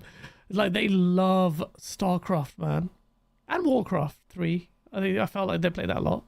Maybe I'm wrong, but StarCraft they love. RTS is good work. Yeah, the I don't want to say like the issue is, but there was this RTS it's on cool PC to hear about this stuff, but knowing that if it is the thing, we ain't gonna see it for a long time, you know. Yeah, I don't know, because this was supposedly from the team that did Project Odyssey, which was the survival game that got canceled, and then the team got laid off, and then the remnants of that team sort of started this project. So it like literally would have just started, and who knows how long it takes. And they've canceled 2 other StarCraft shooters in the past, so history is not on their side. So I think it's a good idea to do. I think bringing back StarCraft is probably one of the things they want to do. I mean, Phil's talked about it repeatedly in interviews. He's wearing the shirt. Yeah. You know, StarCraft Remastered and StarCraft 2 are hitting PC Game Pass in November. So I think it's clearly a franchise that they want to bring back. Maybe you could hand it off and have StarCraft 3 made by World's Edge, who does like the Age of Empires, Age of Mythology. Maybe get like a Relic or somebody to make it. And you have like Blizzard internally make like a StarCraft shooter. You could do that. Maybe. I think yeah. I mean, I don't really have any. I don't have any attachment to StarCraft because I never played it. But I do recognize the promise of it. Yeah. Yeah, same. I do recognize that it's a big property, and if done right, could be fantastic. Like. Yeah, I think so too. I think it needs to go. I think for StarCraft, for me, it could do something beyond the RTS. It just felt like if you watch those cutscenes, man, like it's just like I want to play that in a third-person game. And Warhammer is such a beautiful third-person sci-fi game that I'm like, I really want StarCraft to be that third-person kind of shooter. Could be first-person as well, but it's harder. I don't know. Well, let's see. We'll find out. It's obviously years away because it's just an incubation mode, but we'll see. We'll see. Before we go into the 2 showcases or whatever the hell we're going to call them, the shit cases, did you see Horizon Zero Dawn got a price hike just before? Bro. Yeah, greedy Sony. Some would say shady. Bro, shady as hell, man. Sony is so, like, almost immediately. Oh, sorry, I've seen a couple of super chats. So Huggy said, check the article I sent to you about Assassin's Creed Shadows. I did. I think it was about the controversy of the article's badly formatted. Percy Pringles with a 2. He goes, y'all are pronouncing Poopysoft wrong. Poopy soft, that's good. I think I'm going to start taking that. I'm going to try the poopy soft. Poop is a bit lame. Look up Assassin's Creed Shadow and Torygate. I don't know what Torygate is. Yeah, I think somebody was explaining this to me yesterday. Something about there's I guess they made like miniature figures of like the characters, the main characters in the game, and they had the samurai character standing in front of a torii gate, but a broken torii gate. And apparently, I guess a broken torii gate symbolizes in Japan like World War II. Oh my god. Or something like that. At least this is what it was explained to me. So I don't know if you want to Google that and see if like I'm that's looking correct. at it now. I've seen that thing stuff now. Assassin's Creed Shadow figures a famous Japanese hate and criminal company. What? A figurine of a destroyed torii gate has been released, which is believed to be based on the one-leg torii gate that was destroyed in the Nagasaki atomic bombing. I've never seen a one-legged torii other than the one destroyed by America by the American atomic bomb in Nagasaki. Holy shit, talk about being tone deaf and not doing your research. Flipping heck. That is bad. This is a complete shit show after shit show after shit show for Ubisoft. Oh god. They're useless, man. That's ridiculous. I mean, and it's believable. How often do you see a broken torii gate? Come on, man. They're just dumb. Ubisoft suck. And they want to be they're so inclusive. They love the inclusivity. They're paralyzed by it. And then what they do, piss off entire cultural. And the culture that you're pissing off is where you're basing your game. It's just like, What are you doing? Just stop, man. Just stop. All this shit is bollocks. Anyway, we were talking about how greedy Sony is. And we're just starting to see it now. Horizon Zero Dawn gets a freaking price hike just before the remaster's coming out. The game is so years old. And then people were defending it. Of course. How often do you see a price increase for games? Bruh. Hardly ever. Usually, like when hey, it's $60. Oh, now it's officially $39.99. Now it's officially $19.99. You never see them go back up in price. Bro, you never. But hey, do this that. is a generation where everybody's raising prices. Raise the price of our controllers. Raise the price of our subscriptions. Raise the price of the multiplayer access. Raise the price of the consoles.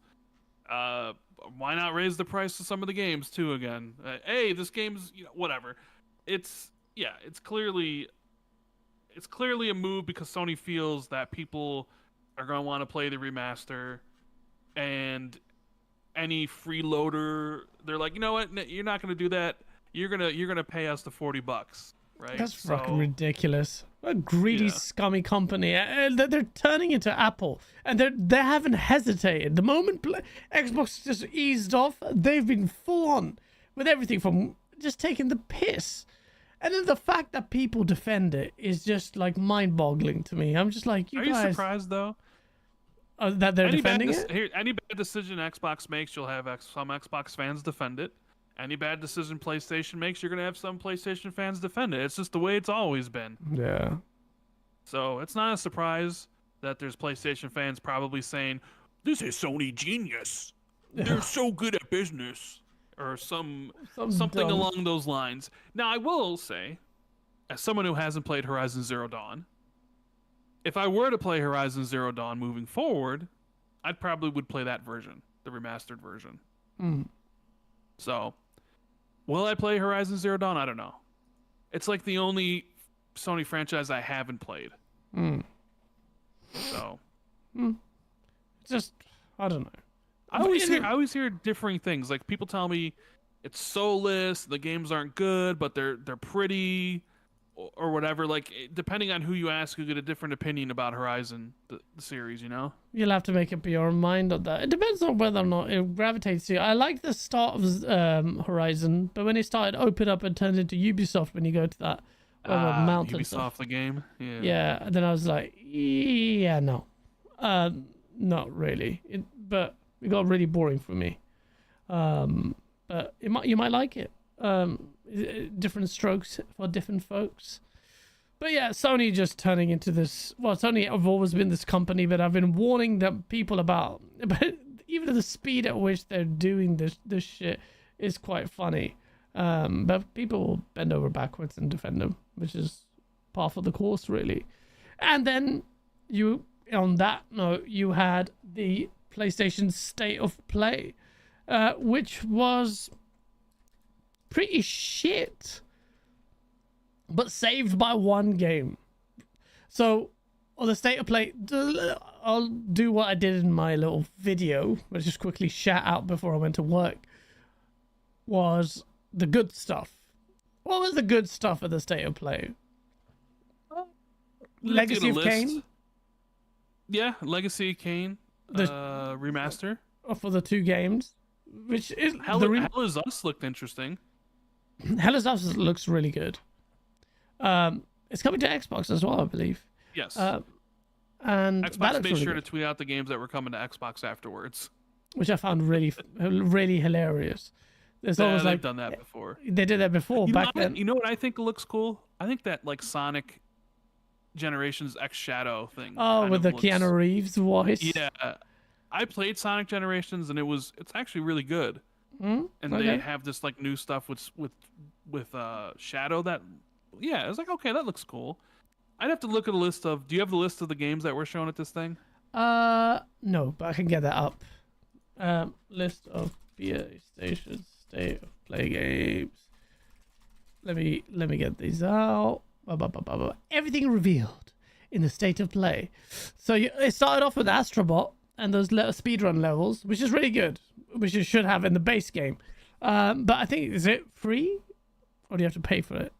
What game? Astrobot. That's what it started that's free. I think it's a free update for. That's the stuff you want. The speedrunning challenge levels. Yeah. Well, I gave it the PS5 back, so I probably won't play it. 10 new special bots to rescue this force. So that started off. That was okay. Then you had Lego Horizon Adventures. Okay. Yeah, the PlayStation 5 Chroma collection, because everybody loves controllers. Xbox announced those new controllers. Yeah, those they look really nice though. They do. Xbox controllers. For the Elite controllers, they look amazing. But I'm like, I'm not buying that, because you need to be sued for your defective Elite controllers. Why am I paying for that with no confidence that these will not break in the future? So they showed Alan Wake 2, the Lake House, the expansion, which you'll get. I cannot wait for that, dude. Bro, I'm sorry. Guys, don't even start. We're having such a great time. Don't even say it. I don't want to hear it. I'm sorry. I'm just sorry. I'm so sorry, Rad. I'm sorry. I'm sorry you don't have the palate to enjoy Shut greatness up. like Alan Wake 2. Bro, I started off well. Maybe playing World of Warcraft 2 like Zalker's more your speed these days. Get the out of here, man. No. Bro, that game dragged for me so much. And it started to feel pretentious at the end of it. Yeah, I can see that. There's a little bit of that. But as someone who like loves the, like film and all that stuff, I thought maybe you would enjoy that aspect of the game. It just didn't. It became too self-absorbed in its own hubris to me at the end of it. And I was just like, I want this to end. Plus, the gunplay was really annoying to me. I just found it really annoying. And the culmination of that and the near end level where the guys are playing with the rock band and the hordes of people are coming. Amazing. Yeah. I hated it. The gunplay was so annoying. It was like, oh. It was just, I don't know. And I started to realize something and look back. And Alan Wake 1, I even did a review for it. I think I gave it a 7. And I'm like, it really got weak at the end of the game. And the same problems. Like, it got too much. Control. I it started off well. I'm like, I'm intrigued. It's very interesting. And then I'm like, it's the same thing again and again and again and again. I can't do it. And then Quantum Break started off well. Didn't like it. The gameplay design was crap. AI was crap. The puzzles were Sounds like crap. you just don't like Remedy's gameplay experiences. And this is where I will say that feels like it's a me problem, because I come in with really liking some elements of it, and then it just the ending, I just teeter off them. And so I'm not going to get the Lake House. And I also wonder about the Max Payne remakes, because Max Payne 1 was legendary. So was 2. 2 was good. But 3, that was made by Rockstar, was the Max best. Payne 3 is incredible. Was But I the mean, Max best Payne Max 1 and 2 are still great. Yeah. It's just, I love Remedy. I really like all their games, from Quantum Break to Alan Wake to Control. So It's just a me problem. Alan Wake, a sequel to Alan Wake, is something I have been wanting since 2009 360. or 2010. I Yeah. literally asked Phil for that. I remember one of the first times I was in party chat with him, and he was like, "If there's any game I could green light, what game would you want?" And I said, "Alan Wake 2. Give me Alan Wake 2." So That's fair enough. I remember the weird ending at the end, and I do feel like it was amazing how it carried on. The start was amazing. It's pretty crazy that he licks in the lake at the end of it. He gets absorbed by it. You don't know what's happening. And this guy suffers, man, because Alan Wake comes out from the lake for years. He's gone older. His wife is dead, or so you think. And no spoilers. They're still carrying on. If Alan Wake 3 comes out, I'll buy it. of course you will. Because I have to know how the story ends. And I did watch the alternative ending thing, by the way, on YouTube. But just, I don't know, man. But either way, Hey, it's okay. It's okay. it's okay. Yeah. Reasonable minds can differ. We can differ, man, and not everyone's gonna enjoy everything. But then they showed It's other perfectly stuff. fine. Yeah. They showed other stuff that was I mean, I'm sure there's a game out there that you love that I don't like. like Halo 1. I mean, I do like Halo. I just thought it was overrated. Yeah. Oh, you bother. Anyway, just saying that just triggers me. So let's move on before I commit homicide online. Power World is coming to PlayStation, Rand. That's big. I haven't seen much of us, or it's already out on PlayStation. Yeah, it was a shadow drop. I haven't seen any noise of Ponies play that game. Not compared to when it came out on Xbox. Bloody Epic Treasure in the chat was making guides on how to build freaking the Taj Mahal and all that shit on that. Like, loads of people playing it. Fonz 100% completed it. Yeah. Fonz! Yeah, Colt Eastwood was playing it. Colt East was playing it. We did a shared world thing. I played it with him. I was like, I'm not buying this game. I'm not playing this game. I'm not playing this game. And it was like, Colt, you know how annoying Colt is, like he was with you in Cyberpunk. He was like the same with me, and everyone's like, play, and it was like crack. But I stopped. I'm like, no, I run a gaming podcast. I already have to play a shit ton of games. I'm not playing Power World. But I don't see any noise online. Maybe Interesting. I feel like it was a fad, or not fad, but it was the trend then, and it just died down. It's weird. Yeah, it also doesn't have a release date in Japan because of the ongoing litigation. Oh. Nintendo. Because Nintendo is Nintendo. suing them for patent infringement. Your co-host had very strong words Oh yeah. on my show last week. He was calling them all sorts. They're bullies. Nintendo's bullies. Pieces of shit, horrible company, games overrated. Jez was having none of it. He was going mad on them. Well, the Nintendo's Nintendo, and they do shitty things. So I'm not going to defend them on that. What else was there that was good on this? They had Dragon Age Veilguard extended gameplay. I'm like, I don't care. They showed off PlayStation Plus shit. No one cares. Horizon Lego Horizon Adventure, no one cares. I think it's quite interesting that in that one, they didn't actually show the Nintendo Switch logo, as far as I'm aware, coming to Nintendo Switch in that trailer. Why would they? Yeah, they're so weird. What else was there? Dynasty Wars Origins or Dynasty Wars. They keep making games. I will never understand who buys them. Some people do, but clearly enough people do. Fantasian Neo Dimension. What the hell was this? That's Taguchi's game. You know, the Final Fantasy creator. I think he did Lost Odyssey as well. That's his new game. Oh, really? It looks kind of shit. Yes. It looks kind of shit. Based on what I'm watching, it looks shit. But it might be a good game. It looks shit to me. Fear the Spotlight. What the oh my god, what the hell is this? A horror game.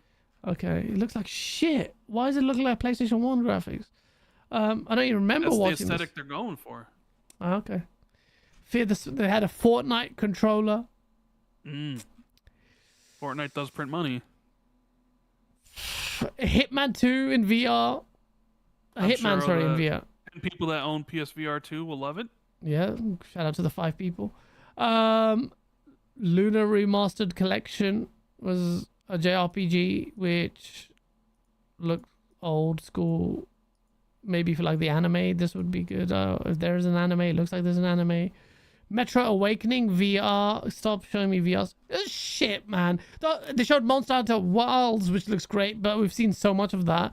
Stellar Blade is getting a Nier Automata, a little, crossover, which is going to be really cool. That's cool. It's cool. I think that's cool. It's got photo mode, so you can get those upskirt shots and all sorts. And they got new tip physics. Have you seen the new tip physics? I've not seen it. I've not. Did you play Stellar Blade? No, I haven't. In fact, I think I'd really enjoy that game. In fact, shit, that's the game I should have probably played when I had the PS5. But the new tip physics version 6 or whatever, I saw it on the I saw it on Twitter. Like they put it together, and then they squeeze, basket there. The tits realistically or unrealistically just squeezed together. Priorities for the devs. And what else was there? When you have the list, I'm looking at it and it's all shit, bro. Nah, okay, that was it. Except for Ghost of Yotei. Ghost of Yotei. Now, a lot of people got pissed. A lot of people were saying, guys, this is so salty. Look how much you tweeted about it. Yeah, you did make people upset with your opinions about the game, for sure. Be honest. Yes. That game, separate art style from raw visual fidelity. Is that a significant leap? A generational one? I would say based on the stream and the YouTube compression, no. The 4K video? I didn't watch the 4K video, so I wouldn't say. I couldn't tell you. Bruh. But based off of what we saw, yeah, I was also thought like, okay. Doesn't look any different than Ghost of Tsushima. But then, I watched it on a YouTube screen, compression and all that, so. But, I don't really see that many people talking about the visual fidelity of the game. What I do see a lot of people talking about is Ghost of Yotei. Oh my god, it's a female main character. How could they do this to Jin? I wanted Ghost of Tsushima 2 and not, a new story and etc. etc. etc. You know what I mean? I'm surprised. Well, actually, some people were like BG was like, yeah, the facial stuff does not look next gen, and I was surprised by that, bro. A few weeks ago, I tweeted. Every time I tweet about, I should tweet praising PlayStation more. I said I can't wait till Ghost of Tsushima 2. Because what they'll do visually is going to be amazing. And in my head, I felt like what the leap would be. And then when the trailer finished or started, I was like, I was genuinely confused. Like, is this DLC? Or is this the second game? because it looks like DLC. Is this a standalone expansion, kind of like Miles Morales or something, where it's not the big experience, it's not the actual Spider-Man 2? But then no, they came out afterwards and be like, no, this is it. 300 years later, Jin's story's over. This is our new game. And a lot of people, I guess maybe because the people's expectations were it was going to be a continuation of Jin's story. Yeah. They weren't expecting the franchise to be just Ghost of whatever, and like each game being a new character and a new setting with a new story. They thought it would be like most other PlayStation games where it was sequelized and you're just continuing on with that. So I mean, I watched Cognito and the Iron Lords. I watched their reaction, and pretty much the same thing. Like, yo, what's going on here? Is this like what happened to Jin, and is this the actual next game? So I think people's expectations were also playing a big part of seeing it, because so many people are like, yo, Ghost of Tsushima 2's a thing. You can't wait to see how it's going to be improved, and then you're expecting Jin, and you don't get Jin. Yeah, you get Wokai. You get I forgot what her name is, but I'm not saying the game's going to be bad. In fact, it's set in a really cool period. I was looking into the history of it. Some videos watching like 200 years before samurai die out and all of that, and there's some really interesting set pieces that could narrative wise it could lead to. In fact, it's around the same time as the Yusuke is historically. So can you imagine what happens there? They could do some shit that could really be quite funny for Ubisoft in terms of how they represent it, because everyone's like, is he really a samurai and all of that? They care about the whole crying about Wokai. I was just like, guys, this is not a visually PlayStation first party titles are the best looking graphic games yet. And then, well, look, guys, like it looks like the PlayStation 4 version. And I'm looking online, and it's just like, Wokai is a chick. And I'm like, what? No, don't, you incel fucks. I'm using this for console war. The game looks like shit. I was like, Wokai. I'm like, everyone's crying about the freaking ovaries of the main character. For God's sake, let me console war. Finally. Look, we got good ammo here. Game looks the same. Does not look like a jump. The PlayStation community have a microscope for under every Xbox visuals. Bro, Fable shits on this visually. I know it hasn't come out. Strong words. Strong words, guys. Chat, I'm doing a poll. What game looks better visually? And if you answer them wrongly, I will kick all of you personally. You will be banned. You will all be banned. I'm going to do a reforge. What game looks better? Ghost of Yotei. New Fable. In my head, I still think of it as Ghost of Tsushima 2. Yeah, bro, same.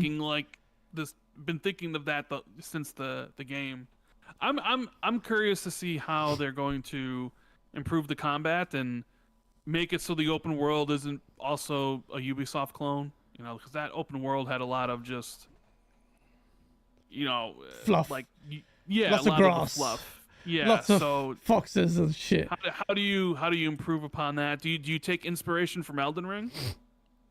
And lean more into they the don't winds do that.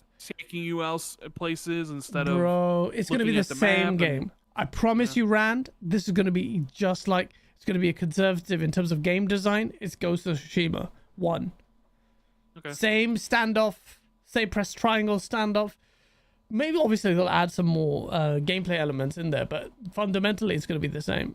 And that's not a bad thing, because Ghost of Tsushima's a great game. I hate Ubisoft formulas, yet despite that, Ghost of Tsushima was great. Although carried a lot by the music, the scenery. I love Japan. Yes. But a lot of Jin Sakai, and his story was really good. And the ending, that final face-off was, and you get a choice between two things. It's so good. I really enjoyed it. And I question, Rand, whether this new character and story will be on par with Ghost of Tsushima 1. Yet, despite that, despite that, I reckon this will score higher than Ghost of Tsushima, which is a pretty low meta, lower than typically. I say they vote it's higher. around, it's like Starfield. It's like 83. 83, which this will be potentially 90s, because now the journalists have, in retrospect, got the feels. They're going, the ghosts, the sucker punch. They have absorbed all the bullshit, and now they're going to be like, bleh, 90. I'm not saying it's not going to deserve it. In fact, the first game, criminally underrated. This one is going to be overrated, potentially. Potentially. Don't clip it, you cunt. I don't care. Spider-Man 2018, 88 or whatever meta, because it's Spider-Man. Piss off. Ghost of Tsushima should be 10 times better than that game. That should have been the other way around. But watch that critically. Watch it happen. There's no way on earth Ghost of Yotei is close to Ghost of Tsushima. It will be an 88 plus meta. 88 plus. Not 87, not 86. 88 plus meta, potentially 90s. And I haven't even seen the gameplay that much. I just know it. You just know it. I just know it, because that's how the game industry is like. I'm not even speaking to the... It's just game... And I think it's going to be great. I just question... Oh, there's a challenge there about the story. Jin Sakai was so good for me. Yeah. But... I mean, they did say in some... on the PlayStation blog that it's like her story's about vengeance. So was his. Yeah, I mean... It's always about vengeance. Japanese like getting their revenge, but there's also a lot of like historical stuff in the story beats that they could really potentially exceed Ghost of Tsushima in terms of what they could do. I was really I don't remember it now. I was watching a video on the history of it and what kind of time period it happens in, and there's a lot. So visually, I know it talked about how this is not. Hey, Rand. Yes. Is Xbox first parties now delivering better looking first party games than PlayStation? We got Hellblade, which is a glorified demo maybe, but it looks better. It's the best looking game. Hellblade is like a next gen standard for visual quality. Best looking game I've ever played. It looks amazing. Fable is an open world game. If you want to talk about restrictive game design and take away points from Hellblade. Playground's gonna nail that one out of the park, I think. Based on what we've seen. Wolverine will look nice, but will it look Fable nice? Maybe, I don't know. Yeah, but I mean, are we getting to the point now where the diminishing returns about what to expect in the jumps between generations? Don't you say diminishing returns. I got so many people crying about, but you don't know anything about diminishing returns. I'm like, bruh, diminishing returns for Ghost of Yotei? What about Death Stranding 2? That looks amazing. I had to put a PlayStation game in there so these fuckers could actually understand that's not a console war thing. Well, there is. But it's not just relegated to the Xbox platform. But Death Stranding 2 looks amazing. Fable looks amazing. There's so many games you don't talk about diminishing returns and talk about Ghost of Yotei looking like the gold standard. Like, that's the ceiling. Ghost of Yotei is not the ceiling. There's so many better games that have come out this gen that look better. But Ghost of Yotei, in terms of the people, I'm surprised. Like, am I one of the few people that's saying it? Like, I think people are, and maybe this is okay. It's actually good. The canvas of Ghost of Yotei is going to be great because you've got the hero / House of the Flying Daggers leaf color composition, strong striking colors. Loads of geometry. You saw so many horses. You saw so many flowers. So many great games. You saw so many birds. So many ravens and all that. There's loads of that shit. So you could tell, like, in that sense, it's really good. And the draw distances look beautiful. So yeah, it's a game I want to play day one. And oh yeah, for sure. I'm going to get that day one. And that better run 60 FPS on base PS5. Are you surprised they didn't show it off on the Pro? Bro. Considering the segment before this was them and Mark Cerny trying to sell the Pro with the updates for the games. And here's like a new announcement that was shown off on the base PS5. Where you could have maybe shown it off using PS5 Pro. Bro. Ponies, you. Why? Because imagine if you turn it around. This is Xbox. I would be called a pony bot. I'm like, you've just unveiled the new console. I had BG. I had even Nick Marseille, the bald-headed piece of shit, fickle. Literally admit to me, like, how many games? It was one enough? No, they'll have to show more. And they've been battered down so badly that this new hardware comes out. State of play on all these shows have been absolutely dog shit for years. So you think compound interest showcase was shit. Compound interest, here we go. The ceiling gets higher and higher and higher to show more games to really compel people to say, hey guys, look, now that we've released this new console, or we're releasing this new Pro, we're going to go out of our way to show you what you're going to be really excited for the rest of the gen. They had an utterly dog shit show, and at the end of it, they showed Ghost of Yotei, and they're like, yes, B. I'm like, yes, B. B. It's just like you. Some are like A. I'm like, how? What? I'm said 10 out of 10.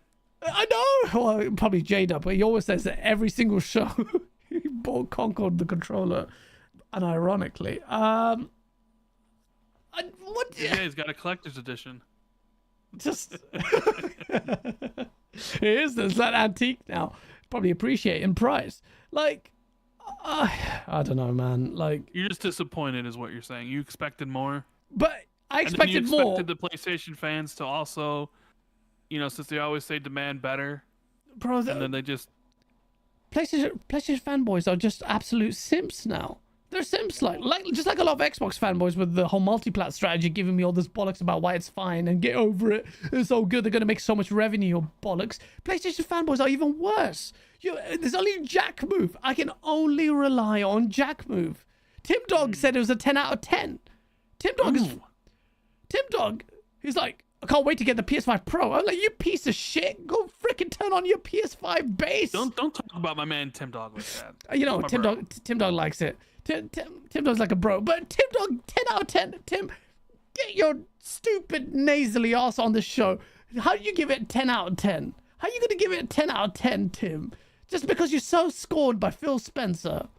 You destroyed your dreams. 10 out of 10 for that. And Tim Dog is out there. And he's tweeting this, and he's like, yeah, the best PS5 Pro. And he's like, but that is, it's just, where is any, nothing's going to happen, Rand. This is the default now. PlayStation guys have just given up, and they'll just beat their chest. Sales. Ghost of Yotei looks the best.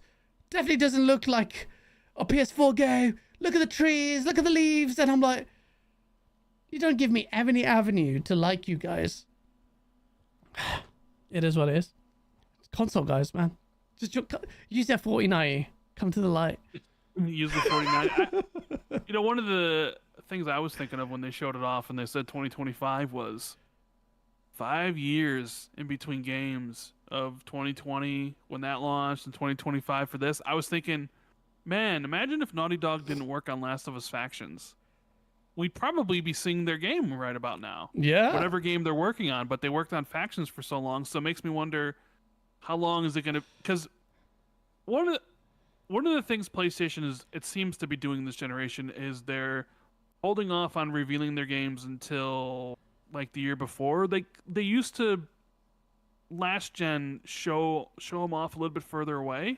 Yeah. But when the initial reveal of the PS5, it was like God of War, it was like Spider-Man 2, it was like Demon Soul. It was like the games but they all kind of came out in like a 2-year window. Yeah. From like 2020 to 2022. And then it kind of like 1 year they didn't do a showcase. And the next year it was kind of like, here's Concord and Fair Games.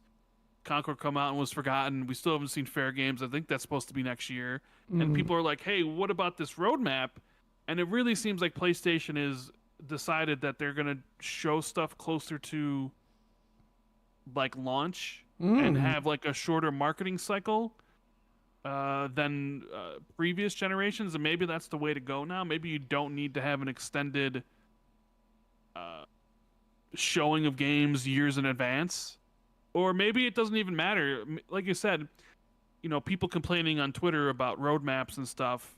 Does that matter to the common consumer who's buying PS5s for Fortnite and Call of Duty and FIFA and Madden? Do they even care that there's a PlayStation exclusives? Because it doesn't really seem that way, judging from the sales of the consoles versus like the sales of exclusive games.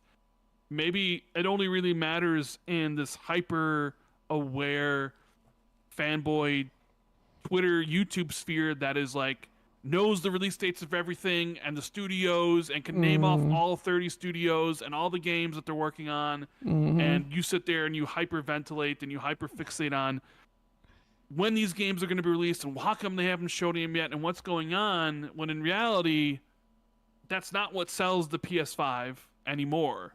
It's Fortnite. Or that's not what sells the Series X. Like, regular people don't necessarily care about any of that shit.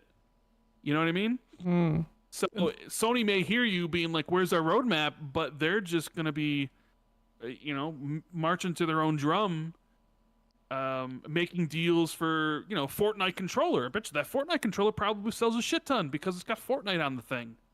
Right? And that's... So... And this is where, like, you kind of summed up a lot of what the landscape is going to be now. And that's actually directly as a result of Xbox bowing out of direct competition. Because Sony, they kept each other on their toes. Even a inept Microsoft and Xbox did. Because there was always this pressure. Even on Sony, like all right, well, what we don't want, not even an American market and whatnot. But with this multi-plat strategy, that dwindles. And honestly, Sony can do this and get away with it. As us hardcore fans, I will say, where's your roadmap? You'll be talking about, you've heralded. Bro, the history says it. Sean Layden himself says it. Now, historically, it's a fact. The first party amazing PlayStation that you know that exists or existed was because of Xbox. 360 made them do that.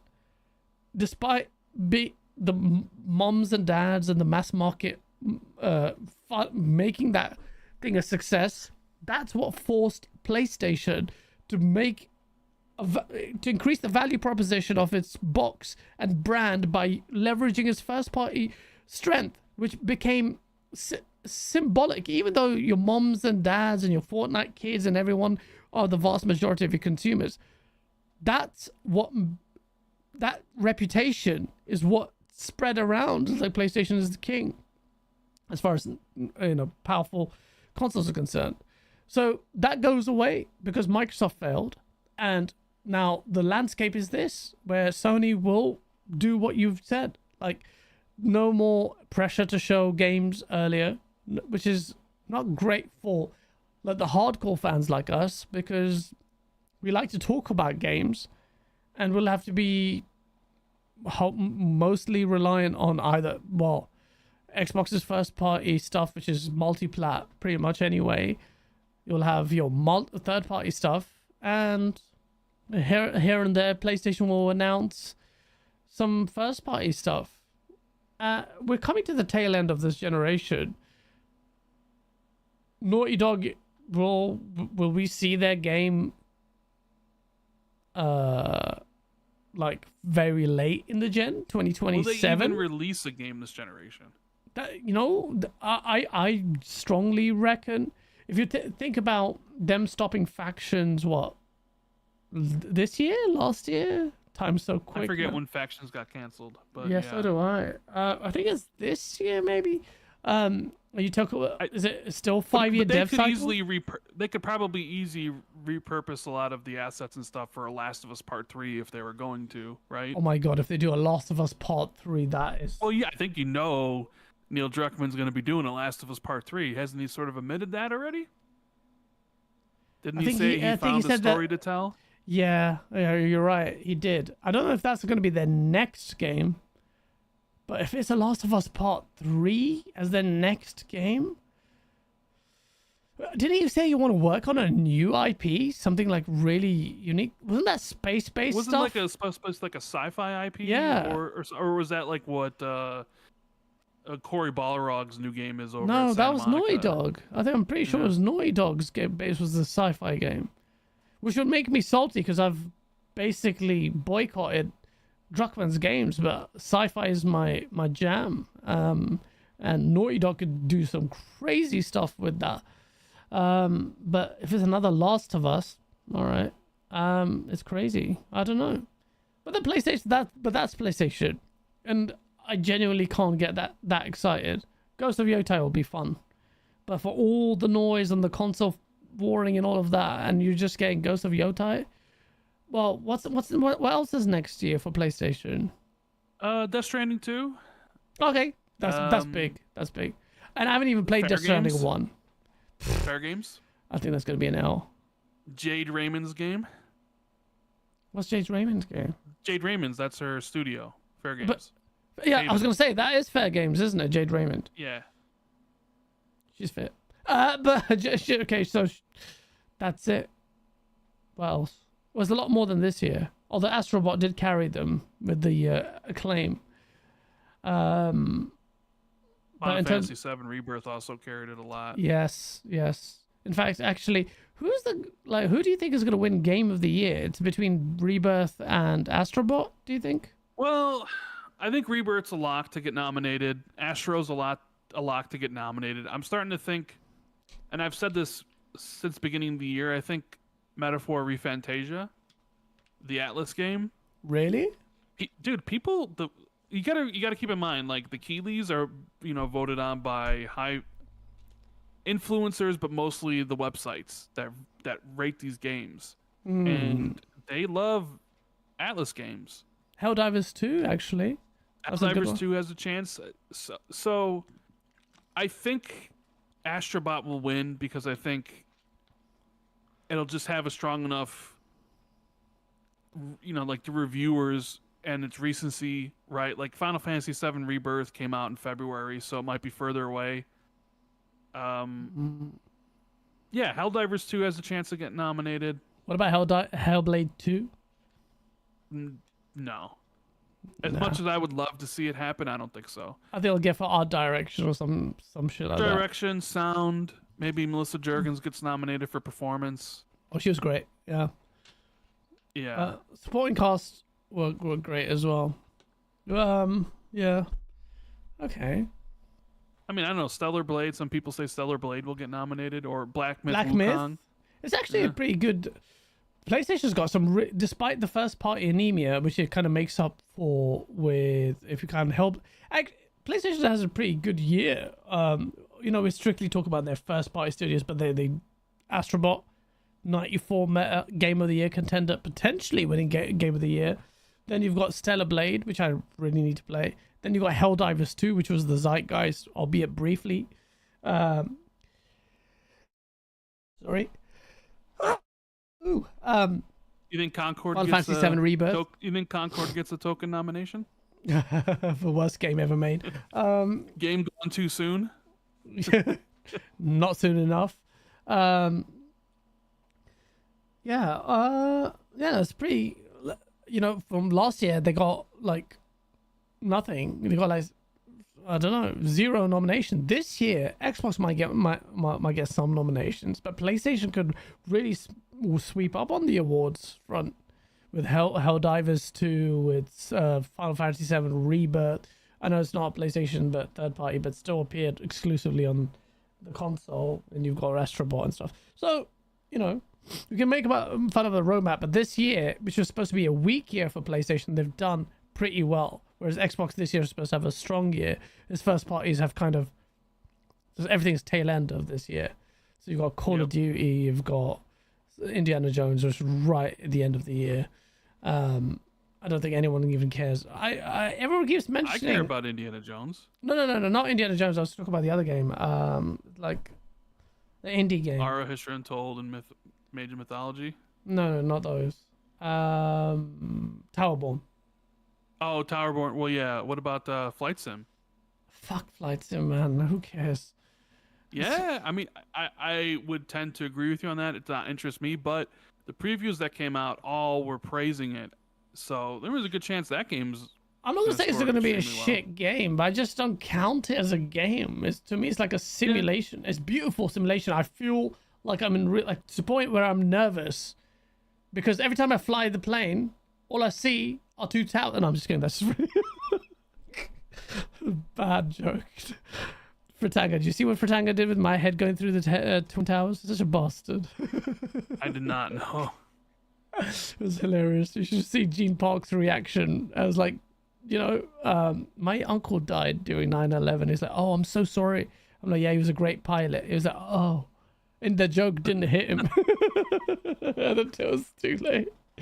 But yeah, Flight Sim, I'm not allowed to play it. Microsoft says if you play this game, you're going to be arrested. So I'm not allowed to play New York. What about Stalker 2? Oh, shit, yeah. I'm so, like, Stalker 2, yeah.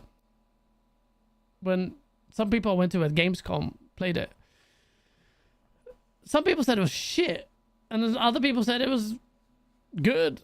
And I'm like, I don't know. And Parris Lily said it was good. And Parris Lily has shit taste in games, so I have no idea what to say on that. Parris Lily, if you're watching, piss off. But yeah, like it's a love-hate thing with Parris. It's not hate. Hate is a strong word. It's just like a teasing thing. I just like to tease it. I recommended this show to Parris, and he hasn't watched it yet. And I'm gonna recommend it to you guys. Do you like Lost, or did you like Lost? Did you watch Lost? I watched the first episode and the last episode, and I haven't watched the last ending of the last episode. I watched that. I'm like, oh my god, I saved myself so much precious time. Yes. It's a shit show, man. I didn't watch all of it. No. I'm sorry, man. I was gonna recommend you watch From. From what? The show called From. I don't know what that is. It's a horror mystery show. Sounds gay. No, it's good. I think you'd like it, bro. Okay, I really think you would. I'll watch it. Paris DM'd me and says, "Tell guys I'm gonna kick his ass when I see him." He always says so that. He is watching. He's always Paris. You know, I'm taking. I got immunity because I can talk shit on the internet, but this guy's got more muscles than I have in my body. Yeah, so you're gonna be in some trouble. And he's quite tall as well, which is like shit. I've been talking. You're gonna have to be before you go to the next E3 or Gamescom. You'd be like, "Is Paris going?" And if he is going, just make sure that you're in a different wing or something than him, so you don't run across him. I was just outside the hotel where he was. I DM'd him, and the old man had his hemorrhoids stuck to his toilet seat. He's like, "I'm tired." I'm like, "Puss clap, you're a pussy." Dude, I was outside, bro. Paris, are you gonna take this? You're not just gonna come in the Discord right now and just talk smack back? No, you can't say and hemorrhoids sticking to the toilet? Oh man, Paris. Jesus. And he ducked me. That's fact. I mean, I've got the message right here. Like, I think that's the last message he sent me. Where is it? Let me read it out. And I was being nice to him. It was nice. Like Paris says to send the link. He wants in.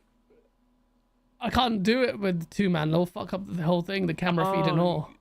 Because I'm using things. Is it an excuse? You just don't want Paris to come in? I can't do it. Literally, I couldn't even open Hoggeat's DMs because the freaking Discord will mess up. I've only got this two-man overlay.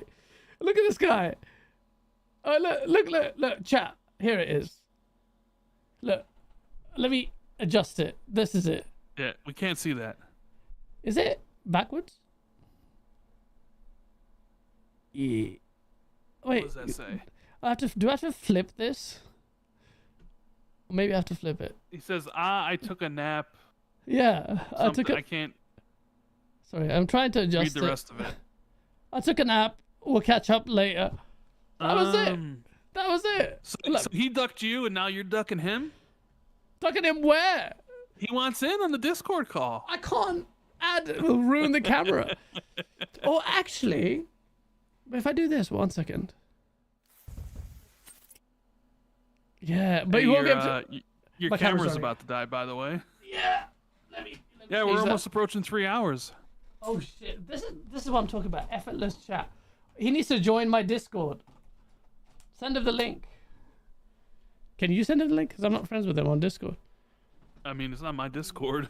Oh shit! Like, how do I do it?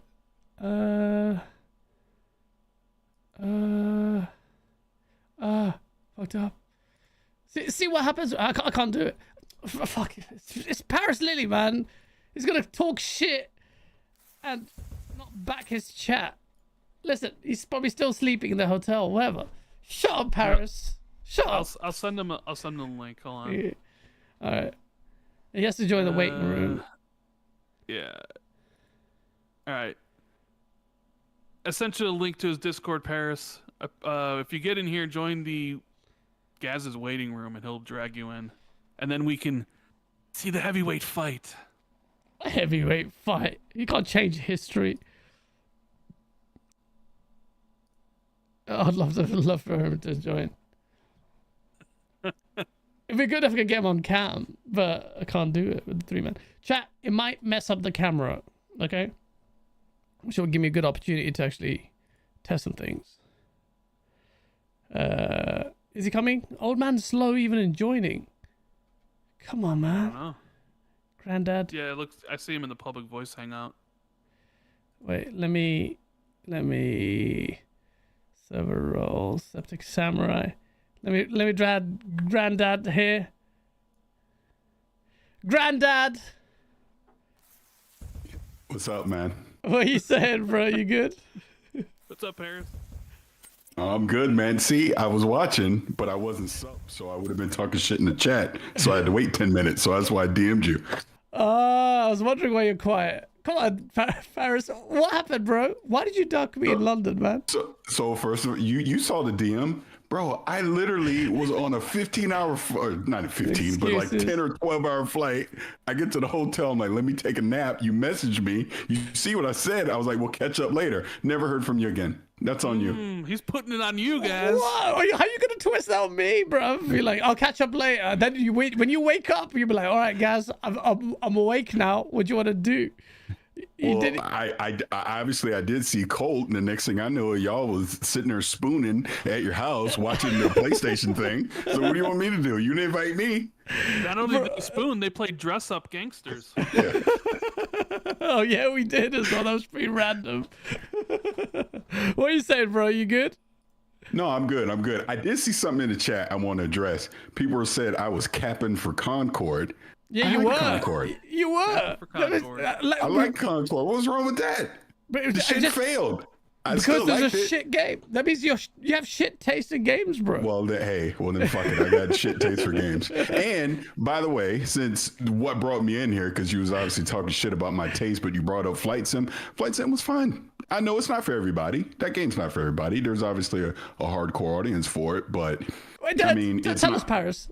Did Microsoft send you off as a promo thing to fly a plane or something for Microsoft Flight Sim? Mm-hmm. So, yeah, I flew a jet. So you bought and paid for? Oh, I have. But you know what though? I've been essentially the face of Flight Sim since 2021. So that's not a shock. It's not a shock that I did something with Flight Sim. That's not a spoiler. Get out of here. Danger zone. Come on, exactly. Look, I've flown a helicopter. I've flown a jet. I've been to the Grand Canyon. I've been to the National Air and Space Museum, and I was on stage twice about Flight Sim. Shit ain't a secret. But you still have shit tasting games. That's fine. That's okay.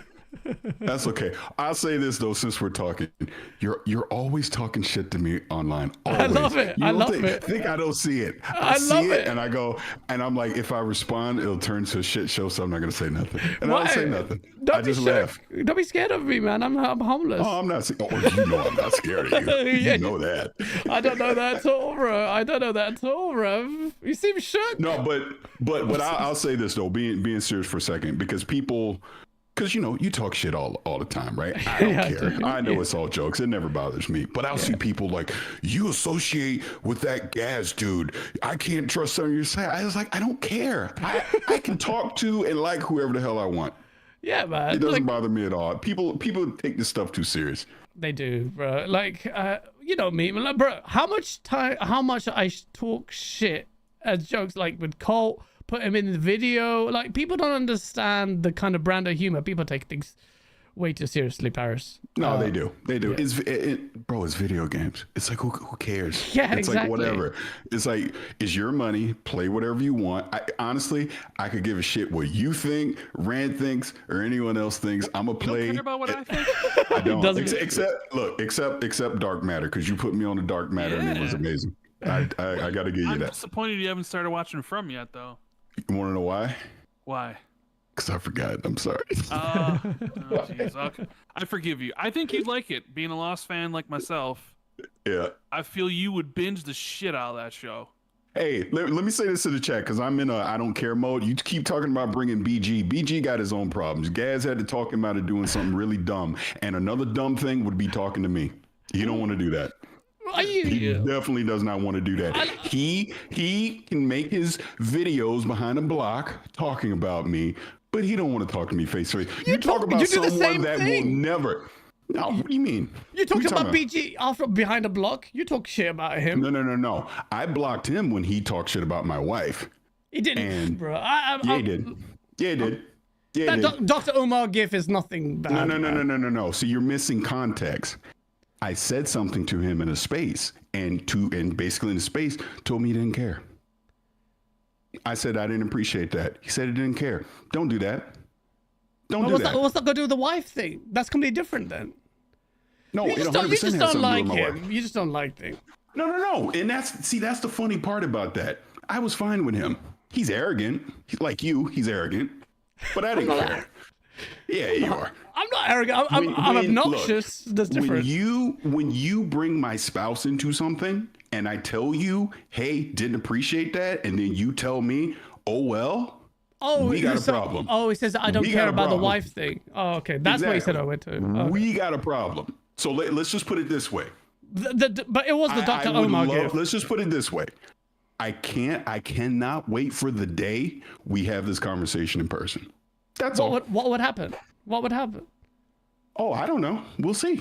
Bro, you sound like you're about to freaking murk the guy over something minor. All I know is this. It's easy to talk behind a keyboard. Keep that same energy when you talk to me in person. That's all. Bro, I like BG, man. I don't. That's fine. That's fine. I don't.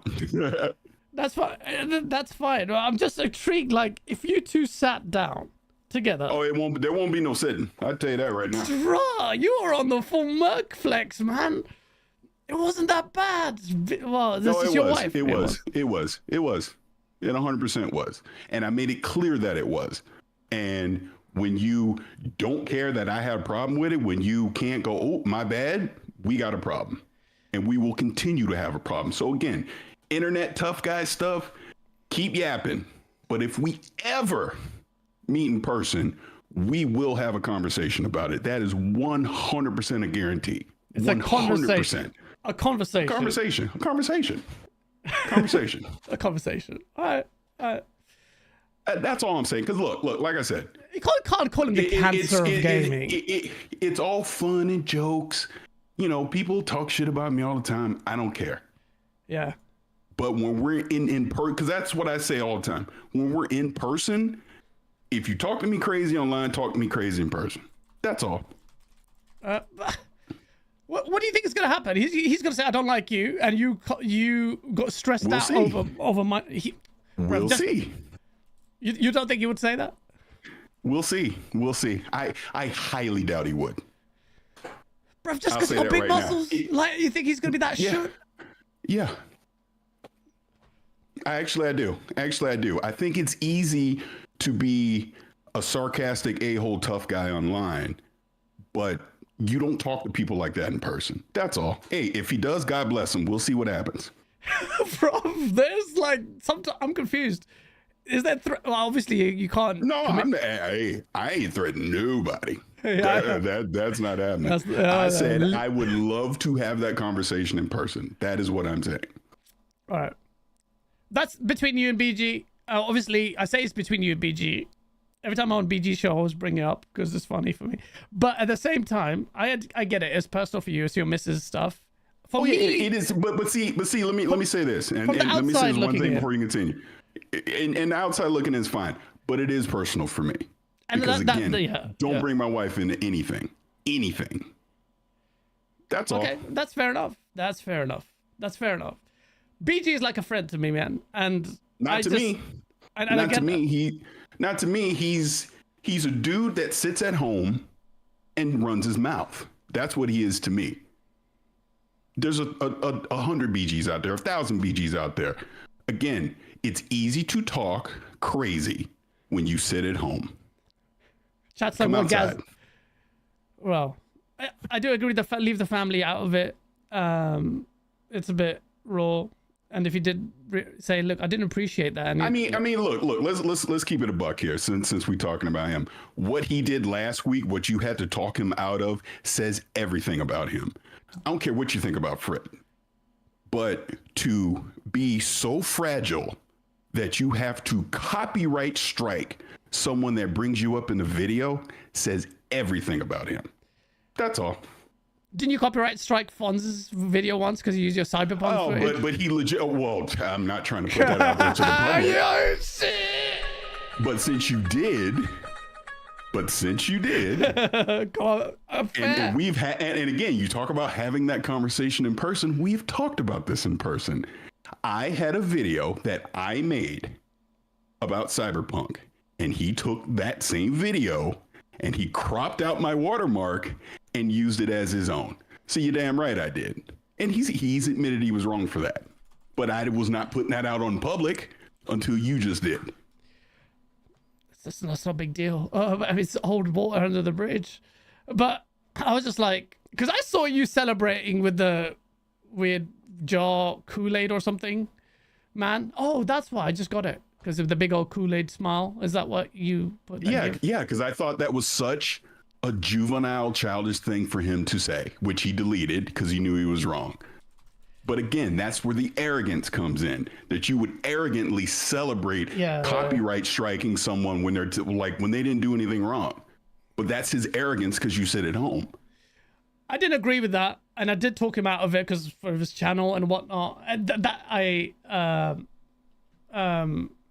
did say that he was wrong, and I said voice notes and everything. I'm like, bro, what are you doing? Because yeah, he was 1,000% wrong, and he can arrogantly, defiantly say, I didn't do nothing wrong, and I don't care, and this and the blah blah blah blah blah. But you sure as hell took the copyright strike off. You sure as hell deleted the tweets where you were arrogantly cheerleading and saying that it was cool that you did it.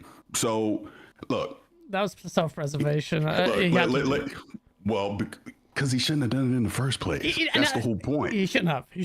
I can't excuse that because I was talking out of it in his Discord, in private, and he's worked hard to get to where he's at, 100,000 subs, and people hate me for liking BG, but I always like him because there's an element of sincerity, despite what you construe as, and I can see it.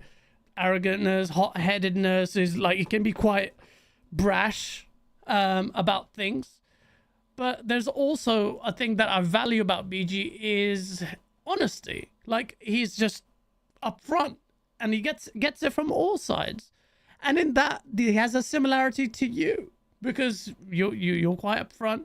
Well, do you see me making videos and talking trash about people and being arrogant and doing all these things? I don't do that. People talk crap about me all day, every day.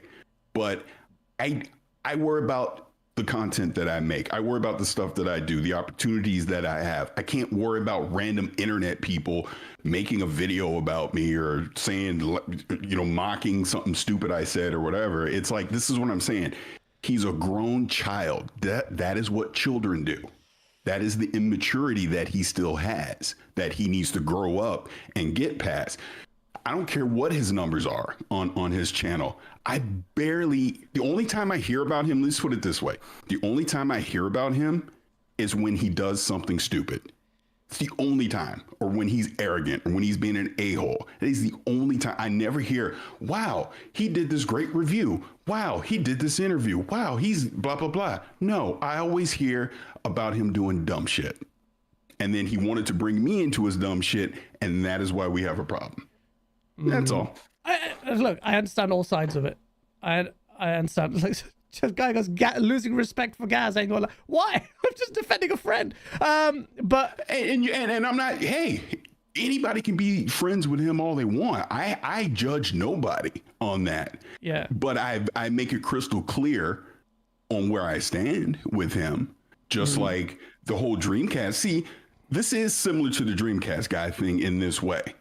Dreamcast guy want to say a bunch of crazy stuff, misquoting me online. Yeah. I never brought it up because I DM'd him once. He didn't answer. All right. But when I saw him last year, I sure as hell said something in person. And that's where all this came from. Because then, golly gee, I didn't know I was doing that. My bad. I wanted to do that. And then, we're talking and now he wants to be buddy. And then that's what he tells me all the stuff he does is just for freaking grifting. So still didn't say his name until he tries to bring me back into it again to use me for content and takes what I say out of context. Asked him to stop doing it. Rand even got involved on that one. Did it again. So then that's when I said what I said. So it's like, I don't bother anybody unless you bother me. If you bother me, if you come at me, I'm going to say something back. That's just who I am. This is fine. It's just good. But I don't bother anybody. I just do my thing. And people don't have to like the content that I make. They don't have to like the opinions. Hey, look, the bad takes that I have and the shit opinions that I have or whatever. Yeah, that's part of the course. We get that all the time. I get it. You get it. Rand gets it. That's just being on the internet. That's the internet. I don't have. I know you and Asa got into it as well. It's just like it just happens.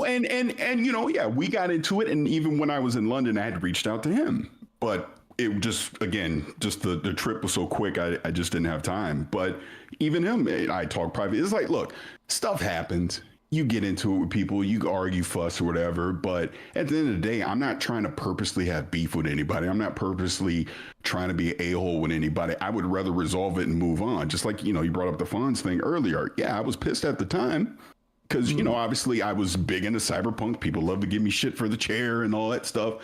But it was like, wow, that was my content and you didn't even ask me. If you asked me, I probably would have said, yeah, go ahead, go for it. But you didn't ask. And that's why I had an issue with it.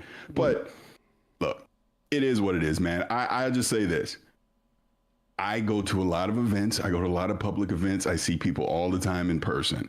And there's never an issue in person. There only seems to be these issues online. And I wonder why. Flexing your muscles here, bro. It's not about, I'm talking about people act this way online, but they don't act this way in person. It's not a bullying thing or anything. It's just being normal. Being at Summer Game Fest this year and seeing everybody, probably just normal. I go to Comic-Con. I was just at PAX. People are just normal. No one's doing all this, PlayStation X bullshit that you see all the time. It's like people just want to play games and have fun. That's all it is. Brother, it's a natural part of discourse where you have animosity, you'll have fandoms, you'll have narratives built up. People, I will say, if I ever saw Colin Moriarty, I'd tell him to fuck off to his face. Well, I wouldn't go out of my way to say it, because why should I even go walk up to him? I think he's a cunt. So I would, if someone is acting fake to me, and I know bare fake people who I know will come up with hi guys, I would go fuck off. Why are you saying hi to me after all the shit you said? That's different. That's different. Oh, trust me, I had a few of those at Summer Game Fest because I may not respond to things, but I see. And I'm like, I remember you said X, Y, and Z, but now you want to come shake my hand and it's all good, But it's like, I'm not trying to cause drama or anything. I know you're not. And, one of the few people, I won't say who weren't like this, Cole East was like, when a couple of years ago he met, he goes, you know who the coolest guy was? Parris. He was so chill. He was not up his own ass, and he was really nice. like really nice. And I think some other people I won't mention, they were fucking stuck up their own ass. Like Jeff, you know, and it's funny you bring up Colt, because I think I even remember what he's talking about, because this was, you know, pandemic stuff. So I think it was like the first time Xbox did something and people could be in public. It was like at a showcase, like the little pre-showcase thing they do. Yeah. And I remember seeing Colton. It was like the first time I met him, and he was just kind of off to the side by himself. I literally just walked up to him, "Hey, how you doing, man?" We just have a conversation, and it was all good. I remember I met his wife, whole thing, man. And that's what, like, honestly, if we would have met in London, it would have been the same thing, man. We'd have had a good old time. It'd have been a lot of fun. I would have loved it. And that's all I care about. All I'm saying is that people can critique my opinions. I say dumb shit all the time. So do I. I'm fully open to that. Yeah. Just don't make it personal with me, because then when you make it personal with me, now we got to have a conversation when I see you. That's all. That's all I'm saying, because I don't bother nobody. What about the bold jokes I made? The what now? The bold jokes I made. You're not going to beat me up for those, are you? well, I wasn't going to say it. This is recorded, so I wasn't going to say that. But yeah, you're right. Nah, I don't care. I don't care about that stuff. I really don't. I really don't care about that. Yeah. It's like, I just like doing this because I love to do it. I like talking about games. I've been extremely lucky to get the opportunities that I get. That's why, like, even, you know, I know you're joking about the flight sim stuff, but tell me the person that if Microsoft came to you and was like, "Hey, we want you to not only host a showcase, we want you to go out with the head of one of our major IPs and basically cut a commercial. Like, you know, like, we want you to, for part of the promotion for it. We want you to go do that. We want you to go fly a helicopter." No one's gonna say no to that stuff. Yeah. Why would you? No. Yeah. And people can say, "Oh, my opinion's compromised," or this or that. Look, I can't tell you what to think. All I know is, if I talk about a game, I'm going to give you my honest opinion about it. Just like look, I feel like I'm in therapy right now, but I'm going to take it back. So even with the Cyberpunk thing, obviously I get shit about the chair. And I own the fact that when they put out that video about the consoles, I tweeted, "Hey, consoles are going to be great. We're good." Yeah. Wrong. That shit, they okey doked all of us. But I will always tell everybody, if you go watch the actual review I did for Cyberpunk, I ripped them. And I said, I cannot recommend this game to anybody right now. It's broken. I saw that. I saw that. I mentioned that. That's just who I am. Like I'm a fan at the end of the day. I love games. Like I keep talking about Astrobot because I freaking like it. I think it's the best thing I played this year. I genuinely feel that. But you see people online that have not even played it will tell you, oh, you're a shill. You sold out. You're doing this. And I was like, bro, really? It's like, come on. It's just a video game. You don't have to like it, but you didn't even play it. So it's like, how do you know if it's that good or not? It's just stuff like that I see all the time, but I just ignore it. Yeah, you just keep doing my thing. You get a lot of disingenuous kind of that bollocks who's happened to Jez Corden. Oh, he lied about the full slate of games that are going to be coming out on the Xbox Tokyo Game Show. And then you've got express clips a week before the show, and you're sharing it, and still nothing. Still nothing. It's just like people are like, oh, whatever. They just completely no apology, no nothing. But it is what it is. I see BG in the chat. I'm hoping. And let me say this, because I saw this too. You do not want to bring him in here. Because it's gonna no, because it's gonna be pointless. Since you can hear me, BG, I want to talk to you in person, not this online shit. Go make your little video or whatever, complaining that I said what I said. But the next time I talk to you, it will be face to face. Not doing internet with you, because like I said, disrespecting my wife. Don't play that at all. All right. All right, can we talk about Xbox at Tokyo Game Show? I'll leave if that helps. So I just came here to have fun, but obviously this turned into something else. No, but look, it's important. We're human. It's to get it out, because I've been in these situations in real life and whatnot before. Maybe the only thing he can say to me is, "My bad, I'm sorry," which he won't, because he's too arrogant. So we can have that conversation in person. All right, fair enough. Now that you're here, you don't have to leave. It's not like freaking. Now I'm not. See. Look at the chat trying to egg it on. See, Chad. Here's the thing. That conversation is not for your consumption. So no, I'm not going to have it in public so you can you can be the audience and cheer it on. He a grown ass man. He can talk to me in person. I ain't hard to find. That's all I'm saying. All right. I ain't never said anything. Don't copyright strike my YouTube channel. Who knows? BG's has never spoken about your wife, he says, and you keep trying to play that. He did. Yeah, he did. He did. He knows what he did. He knows exactly what he did. So you can play dumb all you want, but play dumb in person. That's all. All right. All right. That, ladies and gentlemen, is black on black crime right here happening on Subject Source. Come on, boys. The brothers can't even talk it through. It's just like, it is what it is. Some beef. Just let it happen. I've tried. I can't be the mediator to everything, bruv. It's like, it is what it is. And I'm there. Like, there's some shit.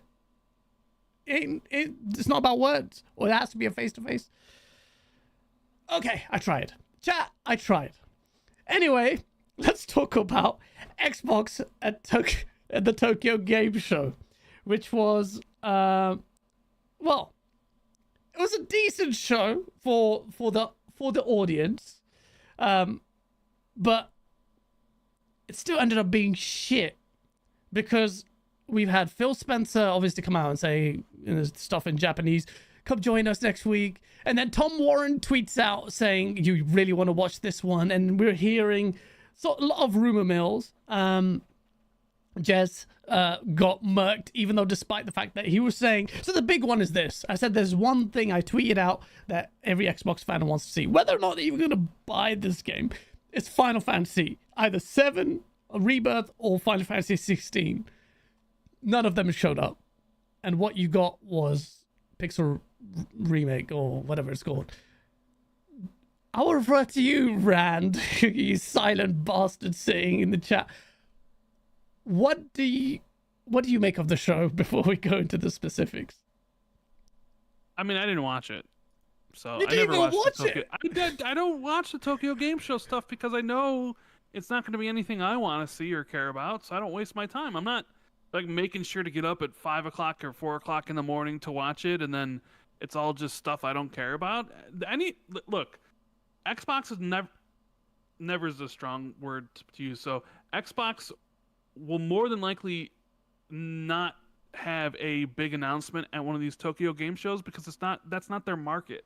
Yeah. Right? If they're ever going to do a big announcement, it'll be during a developer direct, like in January, or it'll be at their summer showcase, or one of these like Activision shows or QuakeCon.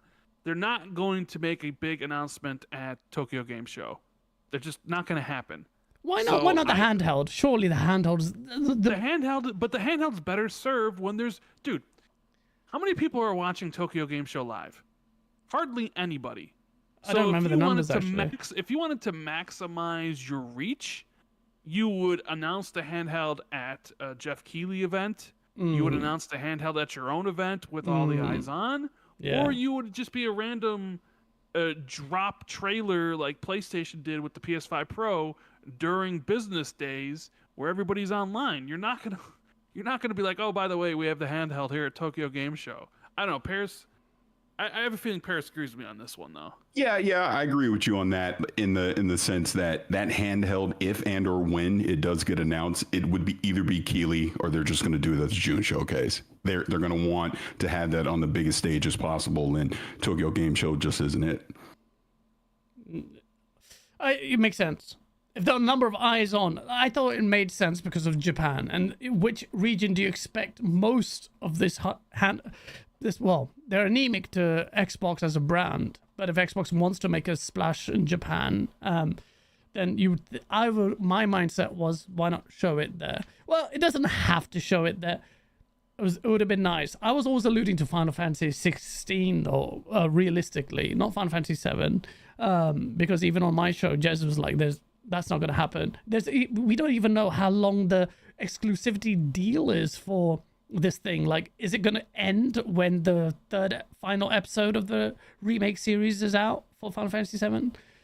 I don't even know, but whenever that happens, because Jez is confident that Final Fantasy VII will come to Xbox, that'll still be a big event, even if it's a multitude of years away. But 16, I'm hearing, is 2025. Do you believe that, Rand? Do you think Final Fantasy 16 would come to Xbox next year? Yes, I believe that.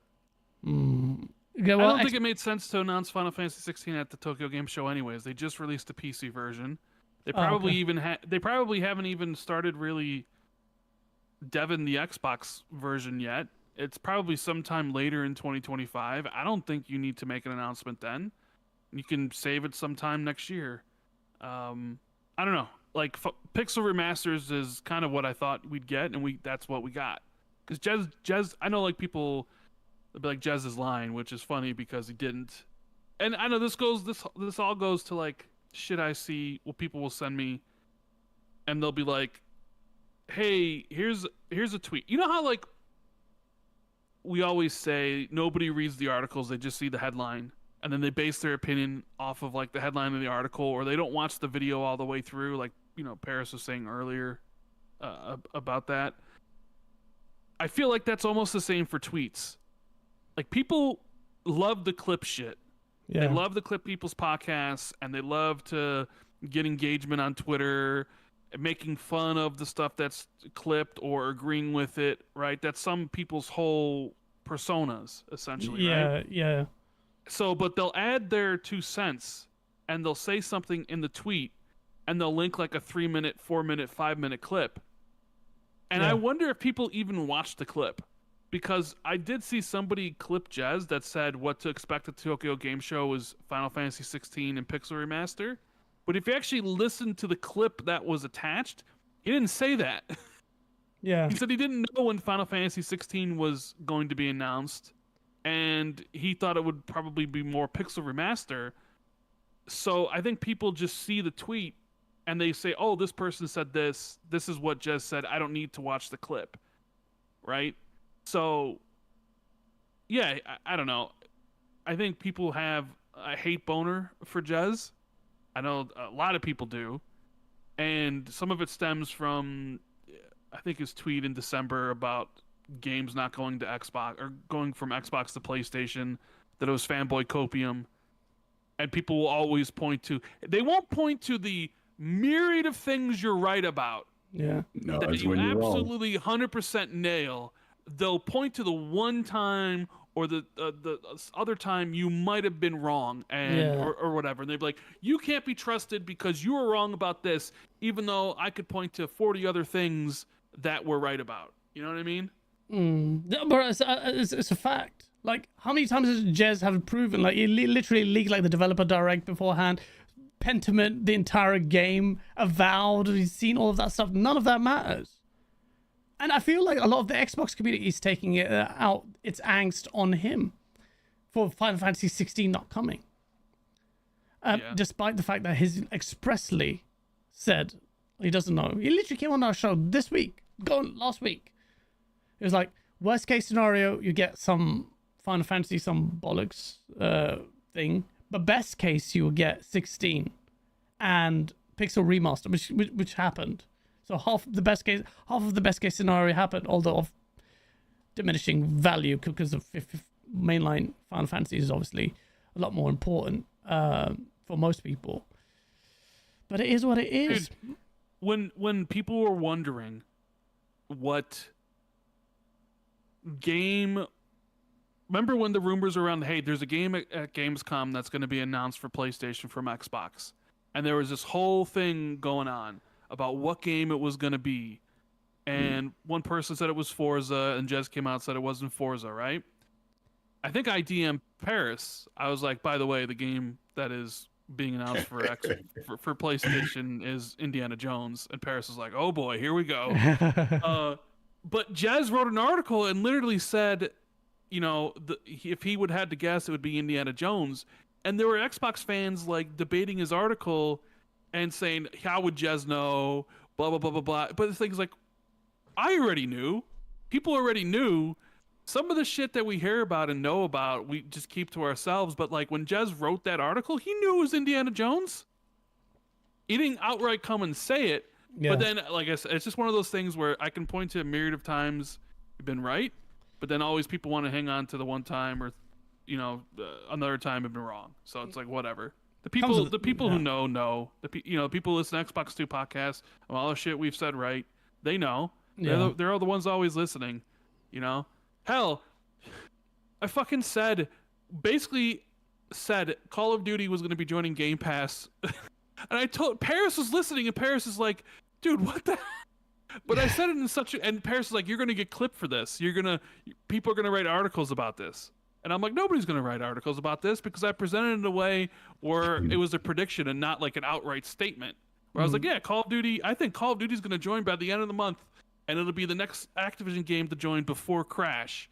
Because I knew Modern Warfare 3 was coming. I knew the exact date. But you even told me like this is gonna be on the Xbox Summer Showcase event. Wouldn't it be weird, gals? Yeah. If Call of Duty is the first game they show, I'm like, okay, so it's obviously true because of the way you just dropped that because you're not insider, but you are, but you're not. It is what it is.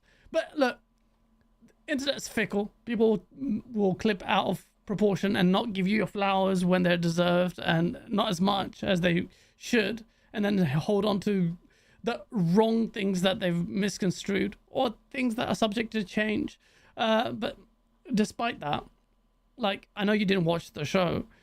Every show format now, there's always a need. I feel like it's almost a necessity to have one big thing, one more thing. And that was missing at this showcase. But there were some games like I really liked. Fragpunk looks so much better than what's that shit game that only people with bad taste like? Concord. Fragpunk looks so much better than Concord. You'll be in heaven, Parris. I've played it. It is good. I like Fragpunk. You played Fragpunk? Oh, so what's better, Fragpunk or Concord? Honestly, Fragpunk. Oh, thank God for that. Yeah. So that'll be taken offline in 3 weeks instead of 2 weeks? Yeah, I give it 4. Oh, shit. And the Fragpunk looks really good, man. And immediately off the bat, Parris, how much do you attribute Concord failing because of its character design? I definitely think it's part of it, because none of them were memorable.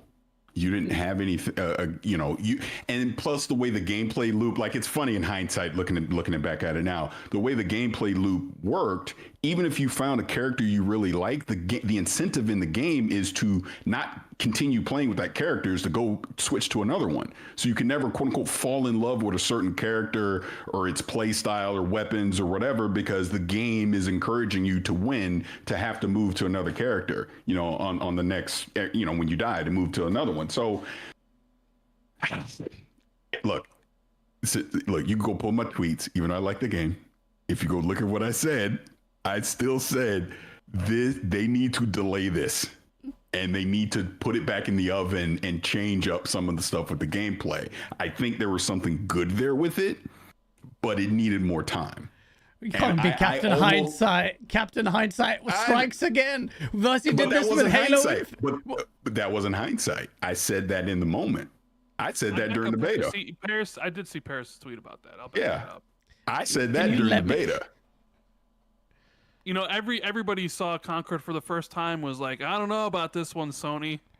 So we were all right about that. Ironically enough, I was in London because you were with Colt when they first revealed it at the PlayStation, the State of Play, or whatever the hell that was. And I remember the first time we saw it, I was like, ooh. I was like, what is this? Then I played it and I was like, okay, I can see where this is fun, but there's no way in hell this should be coming out in September or whenever the hell it came out, right? Because it needs more time. Not to mention, you had the Black Ops 6 beta, you had Star Wars, both dropping around that same time. It just didn't make sense. Not to mention, Astrobot then came out, a week later, 2 weeks later? just bad timing overall. And unfortunately, I think that studio is going to go away. 2 weeks later, that studio is definitely going away. Yeah. Which is sad, but ultimately, do you believe the $400 million? I don't. You don't believe that? I don't believe it's purely 400 million. I think, here's what I think. And I'm not trying to discredit Colin, because Colin obviously wouldn't have said it unless he truly believed the source that told him. But what I think, it's a combination of what Sony paid to Probably Monsters to acquire Firewalk, and then obviously all the maintenance, server costs, everything that would have went in as a part of the development. Not to mention that studio's in Bellevue, Seattle. They're paying those devs a lot of money to make that game. So I think probably half in reality, but who knows? We'll never know the truth. Yeah. Well, ultimately, we're gonna brace yourselves, people, because there's gonna be news about that studio being absorbed, the people being absorbed or shut down, or the studio being shut down. So that is what it is. Is that an insider tidbit, or is that just a guess? Educated observation and guess, yeah. Like, what on earth? I mean, how are you going to keep that studio afloat?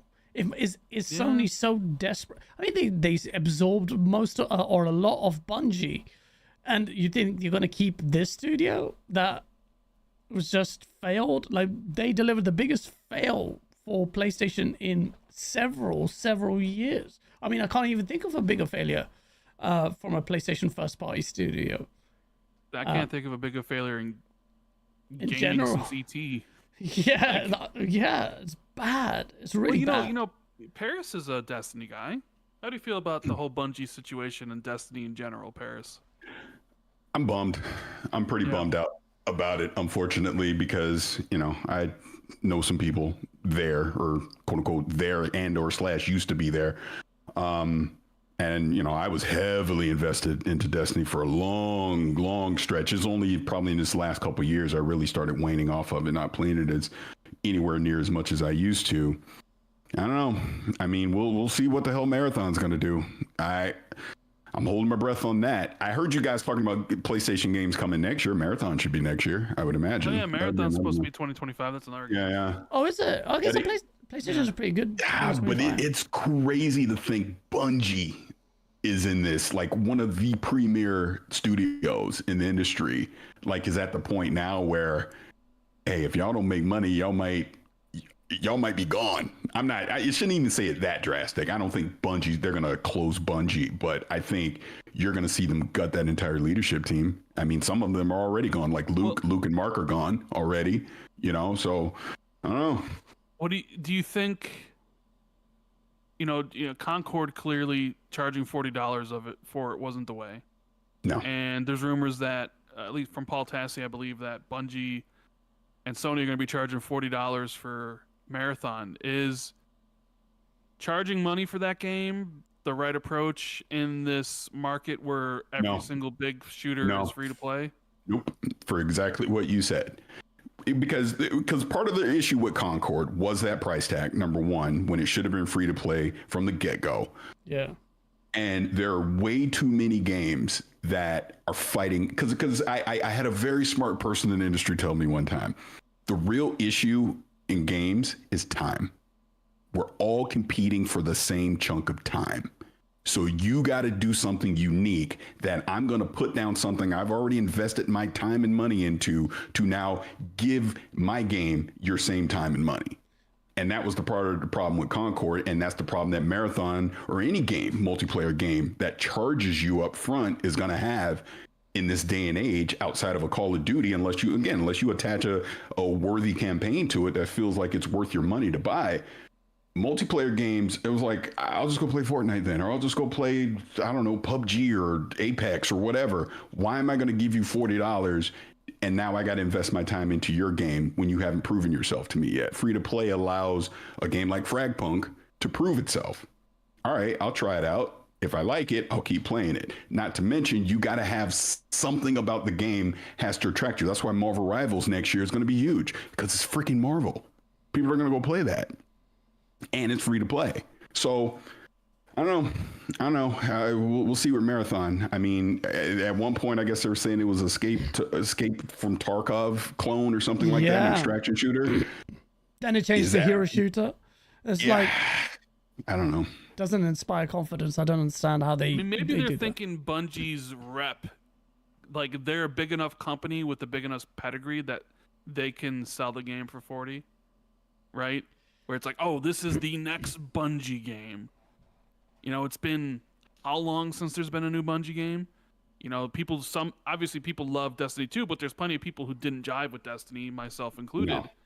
That there's going to be a lot of interest in whatever they do next, and they may, feel that they could get away with selling it for 40. I don't know. That's the interesting decision choice there for them. I'm looking at the time. I have to split. I don't know if there was any last thing you wanted to throw it my way before I get out of here. I just wanted to sing a song for you. It's Kumbaya. Oh shit! I said Kumbaya, but the timing was bad because BG is here. What have I ever said about? I'm still waiting to figure out what I said about this guy's wife. I'm still waiting because he won't ever say. Kumbaya. Yes. Can I talk? And you would come in here as I say I'm leaving, of course. The issue is not the Umar thing. The issue is I told you in a space I did not appreciate it. And you told me you didn't care. So we got a problem. All right, well, then we got a problem. But I never said anything about your wife. You're going around telling people I spoke about your wife. I never said not one thing about your wife. You're sensitive about it. And you're insecure about it. Because it's my wife. Okay, cool. But say you're insecure. I get it. You call it whatever you want. That's my wife. But you didn't. I never insulted your wife. I never said one. I never. Let's be clear. If you want to take it as disrespect, take it as respect. But I never said one word about your wife. Not one word. You just said it. It is disrespect. And when I tell you it's disrespect and you tell me you don't care, we will have a conversation in person. Did I ever say anything about your wife? Yes or no? We'll have a conversation in person. Did I say anything about your wife ever? Yes or no? It's a yes or no question. Yes. What words did I say? Umar GIF. You know what those are not words. Those are not words. You know what it means. You are going around saying I spoke about your wife, your family. I disrespect. I did not say one word. I said you disrespected my wife. You said a lot. Look. You can try and spin it because you're spinning it for sympathy. That's what you've been doing. No. I am telling you directly. We will have a conversation about this if you ever leave your room, bro. I'm outside all the time. I don't know what. First of all, I think this internet thing got you fooled thinking, bro, I'm not even a full-time YouTuber. Listen, I could copyright strike people because I don't give a fuck about this. This is not that serious to me. This is a side hobby. It's a side hobby. This is not my full-time job, bro. I have a career just like you do outside of YouTube. I'm sure I don't give a fuck about this. I'll copyright any motherfucker because I don't care about y'all little internet rules. I don't care. I love Gas Smiling. Look at Gas Smiling. Fuck y'all rules and copyright. I don't like people using my content. That's why I copyright strike that bitch. Stop using my content. Should have left it up then. No, because listen, I took Gaz's advice. He talked me down. I'm like, all right, Gaz, cool. The guy, that's that dude. By the way, that you were wrong. No, I didn't want to take the chance of my channel getting terminated, and I do employ people, so I didn't want to take money out of their pocket. So you didn't want when keeping it real goes wrong. That's what you're telling me. No, I didn't want to take money out of their pocket. If my channel could get shut down tomorrow, I'm good in life. It doesn't matter to me. This is not my full-time shit. This is purely a hobby. I don't care. That's what I was saying. Like I said, I have to go. So you can take what I think is disrespectful any way you want. Okay. Because you're insecure about it. Yep. However you want to say it. Okay, cool.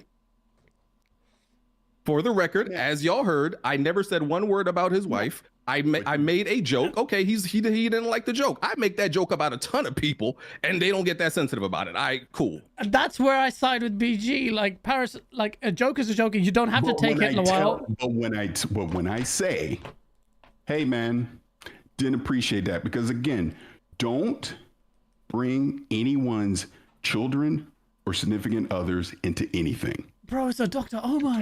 Talk about me all you want. Bro, like, okay, look, I'm just look. Let him go. Let him go. Yeah. So again, I will just say again, you can think however you want. Wasn't a big deal. I'm just letting you know. For me, it was, and it was the fact that you said you didn't care. That's the issue. So, if we ever meet in person, and you expected me to apologize, well, we'll see. But I will have that conversation in person. Bro, listen. Sorry, I'm never going to apologize. That's clear. And we're probably never going to meet. And even if we do meet, I'm still not apologizing. Nothing is happening. Yeah. And Hey, I can assure you nothing is You happening. can say so, but I got. I'm not Dreamcast guy. Listen, go talk to the dude with the freckles. I'm not him. No, You but think you could press him? I'm not that guy. I've never touched meth in my life. I didn't press him either. Okay. I'm not pressing you now. All I said was I want to have a conversation in person. That's all. Cool. So enjoy your night. all right, bro. Thanks for having me up, guys. All right, man. I tried to squash the beef. Let I me know know. it'll never happen. It's fine, but we'll see. I'll talk to you later, man. All right, take it, man. Peace, bro. Peace. For the record, I already told Rand this. All his fault. All Rand's fault. He's the master. He's the mastermind behind all of this stuff. Yeah, he invited it. It was all. I did not invite him. What are you talking? I didn't invite anybody. Bro, listen. Let it be known. Look, I'm always in the middle of it. The chat is murking me to this day because someone in your Discord. Let me just reach out to him. It pissed me off, bruv. Where was it? Deante. I know you're listening. You piece of. Saying that I'm trying to spark a war between the two guys. Let it be known, I had your back. I don't agree with Parris. I told it to his face. I said it's only a Dr. Omar joke, and chat is accosting me for it, and I'm still defending you. I'm not just trying to spark beef for views or some shit. I've always had your back on it, and I've told Parris brought it up, by the way. You mentioned BG for no reason. Like, and watch the show back. I didn't even know what sparked it. I'm caught in the middle of it, and obviously this is the one where these things happen. But for me, like, if Dr. Omar can set off Parris, bro, the amount of jokes that I make, a GIF, which is the most harmless GIF, bruv, then I give rise to a trillion things for people to take the piss off. Because let me break down I guess what I did. That has this man claiming I disrespected his wife for the people in chat. And for the record, it's like when you have, look, I'm from New York, right? Melting pot, right? Melting pot city, all different type of races, right? Dominicans, Puerto Ricans, white, black, everything you can think of. Yeah. Arabs, everything. We make race jokes. It's harmless. I go into the store, there's an Arab guy I'm cool with. Yo, we make some race jokes. All the time. I know a couple that's a white and black couple. Like, we make race jokes. It's harmless. It's not malicious. Exactly. I went to school. My high school was literally 50% Latino, 50% black. That's all we did was just make jokes about each other. Bro, maybe it's the culture I come from. It's just harmless jokes, and we find fun in it. It's all love. That's exactly why I like your Discord. Apart from Deante, and it's all the race jokes. I literally go in my WhatsApp group. It's me, like, brown guy, sand, this and all that. I can't even repeat it here. You've got white people here, brown people. Got Fonz. He's freaking. We make fun of him eating dog all the time because he's freaking from. we make fun of Blaze all day because he's Italian. Yeah, like, exactly. all day. Yeah, man. Like it's a different kind of different vibe. But. This is why I took issue with Parris's thing. Is like, well, he's imposing his, you can call it insecurity or whatnot, against other people's palette for humor. You call it low, you can call it like it's crude, but it's what we like. It's like, that means Parris couldn't even sit through an episode of The Boondocks because he would probably have a heart attack. But that's what I grew up on. And just like, Dave Chappelle, don't watch that because Dave Chappelle says raw shit. But he's the number1 comedian. Yeah, so it's different strokes for different folks. Yeah, listen. I'll straight up tell you. If you watch my show and you in my Discord, listen. I like a little bit of harmless racism. It makes Same. life fun. It's the Same. differences between us are funny. I like it. I don't see nothing wrong with it. Because it's not us calling each other like the hard N word or calling you no other racial epithet. It's not like that. It's just making fun of the differences between each other culturally. Exactly. That's all it is. It is what it is. It's no harm, bro. But okay, some people can't get jiggy with it. Fine. All right, my bad. I'll fall back. No, well, you won't. You don't need to. Yeah, you don't need to. And then a lot of people are saying, "Oh, look, BG folded on the whole thing." BG, and I made it clear. I reached out to you. I said, "This is your channel that you're gonna get murked for no reason." And it took a while to convince you. I don't think people realize that. And because Weapon Wheel was amazing, and without Jack Move, I don't know what I'm gonna do on a Sunday. And we need that shit. So there's a lot of people goading you for it and like the drama, and I just like, well, look out for End, because that's just not cool. And I don't mean to derail the show, because I'll leave right after this. Some people are bringing up, oh, well, why'd you call Frit a racist? Okay, for people who don't know, we literally have images of Frit saying stuff, not like jokingly, like hard ER, wild stuff like monkey hanging from a tree that type of stuff. That's like the malicious stuff. Like there's literally the image out there. Like we have it, bro. I talked to him about it, and I'm like, because I talked to him in like a Discord of there's black people, there's brown people, there's a mix of people actually. He's Mexican, and I'm like, bro, what was that about? And he was like, look, first it started off, and he's completely like his joke filters to the 10, and we make jokes for same kind of like racist jokes with him, and no. Bro, he put my head on a fucking plane and smashing to twin towers in a video, and he's like, I'm putting this in a video, you okay with it? I'm like, of course, man, you don't even have to ask me about that.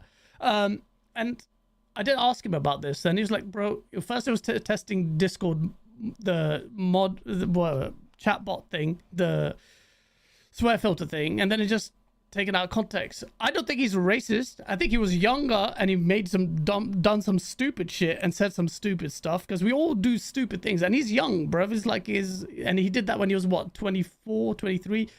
But I can only imagine so much. I wouldn't associate with someone who's outright doesn't like black people or brown people, because then that's me, bro. Like, but I get it. Like, if some people you don't like, I get it. But yeah. I'm trying to. Y'all continue with y'all show. Rand, stop being an evil mastermind. He's a bitch. Please. It's all Rand. Please. All Rand. Parris, this is Rand. Stop stirring the pot, Rand. Please. Please. Just can we? Yeah. Thank you. I love you, all right, BG, man. Take it, bro. All right, man. Take it, peace. Rand, you're an evil bastard. Yeah, I know what you're doing, guys. I know what you're doing. Listen. What kind of entertainment do you get in other shows like this? Yeah, come on. Did I enjoy a little bit of that? Of course I did. You had a massive smile on your face the whole time. You loved it beginning to end. Not only that, but you always give me shit about my show being 4 hours long. Here we are. I did am I gonna do 2 4-hour back-to-back podcasts? Thanks, guys. Bro, I'm so sorry, man. But come on, man. This is the show for the ages. Only goes off that long because it's so sick. And it only goes left when I'm around. Swear to God. I love it. Let me read the super chats. Oh shit, there's quite a few. Champagne goes, Rand, play the Prince of Persia DLC, you sexy bastard. Or beast. I am. I have it downloaded. Okay. I have to play the base game first. Black Cobra goes, BG's about to get drive-by by Parris. Hopefully not. Rand, will you let Parris and Gaz talk? Sheesh. I think that was a joke, because you just sat there silently for a good 30 minutes. I mean, I had nothing to add to the conversation. Yeah, that's fine. I wish you were on cam so I could see your face and reaction. I would have probably turned the cam off and you just mute my mic and just, because I've been in so many of these situations on Weapon Wheel or when Press Start podcast is still around, where all of a sudden somebody's on the show and it just goes completely left, and it's like 40 minutes of people just yelling nonstop back and forth constantly. Yeah. That's why like hashtag blame Rand started. And I just be, Let's bring I it don't know, back. it always happens when I'm there. And I just be like, I just mute the mic and just look happens. at my phone or bring up Twitter and just wait until, you know, things settle down. Oh man, you are the force that brings it happen. It's not coincidence. It is what it is. It just happened. Like you introduced Parris here. You're like Parris was talking shit. Then you knew BG was gonna come in. He mentioned BG. I didn't mention BG. Then boom. But the fireworks were great. I love it. Champagne Supernova. Thank you again for the Australian too. I agree with Rand. Find common ground. Trump 2024. Champagne, you're such a troll as well. Like, it is what it is, man. Like, there's people. Like, not everyone's gonna agree. There's bare people in this content creator space. I want to break their freaking jaw. Even having chat to them for time. I want to. There's no talking about it. There's mad politics in the background of all these shows. You guys don't see it. It's all bollocks. But at least I made it entertaining for you, mother. But it was fun. I like it. I like this. Look at this. You have this little. Do you have this little bitch in chat? Who? Luca, not Luca that we love, but some dude named Luca, talking about Jez lying about the whole slate coming to Xbox constantly. My god. Like, Luca, man, like, what the frick is wrong? Like, if you showed him the video, Okay. TC the Goat is loving his time. Why did Jez lie about Final Fantasy 16? You didn't lie. I don't know what the hell you're talking about. Yeah, it's bollocks, bro. Relax. Oh, this is. I had a guy in the chat yesterday that I basically timed out, and he's saying all the same shit. So it's just the same guy with a different profile. It's some dude on a sock account. That's all it is. Oh, is it? Oh, there's loads of them. Yeah. Wait, it is time for the 10 minute subscribe, and then he's just gonna cut after one of those. Minor, it is what it is. Fonzarelli goes, I heard Gaz put my business out here. I haven't eaten dog in years. Oh, our Filipino Fonz, we love you. And you know what? On that point, and this is where I agree with BG, and I like BG's. I love Weapon Wheel podcasts because I really love the black kind of humor. You call it that. Obviously, all the words that we can't say, and I love that. I kind of grew up on it. I go on Weapon Wheel podcasts. I feel a little bit like, obviously, people. I don't think the Weapon Wheel, either the panel or even his audience, actually like me very much, because they always complain about me being there, just like they complain about BG being here. But it's just, I love the banter. Maybe I don't fit into that banter, but that kind of banter, raw, kind of like, I can't join in the race jokes, not like that, because people can't handle that stuff publicly. But I wish that kind of stuff came back. Like, we've been in party chats and people realize. I see people do it, Rand, in, like, if you watch Bad Friends, which is a huge YouTube channel, and you've got this Korean guy and it's an American guy, and they drop race jokes all the time.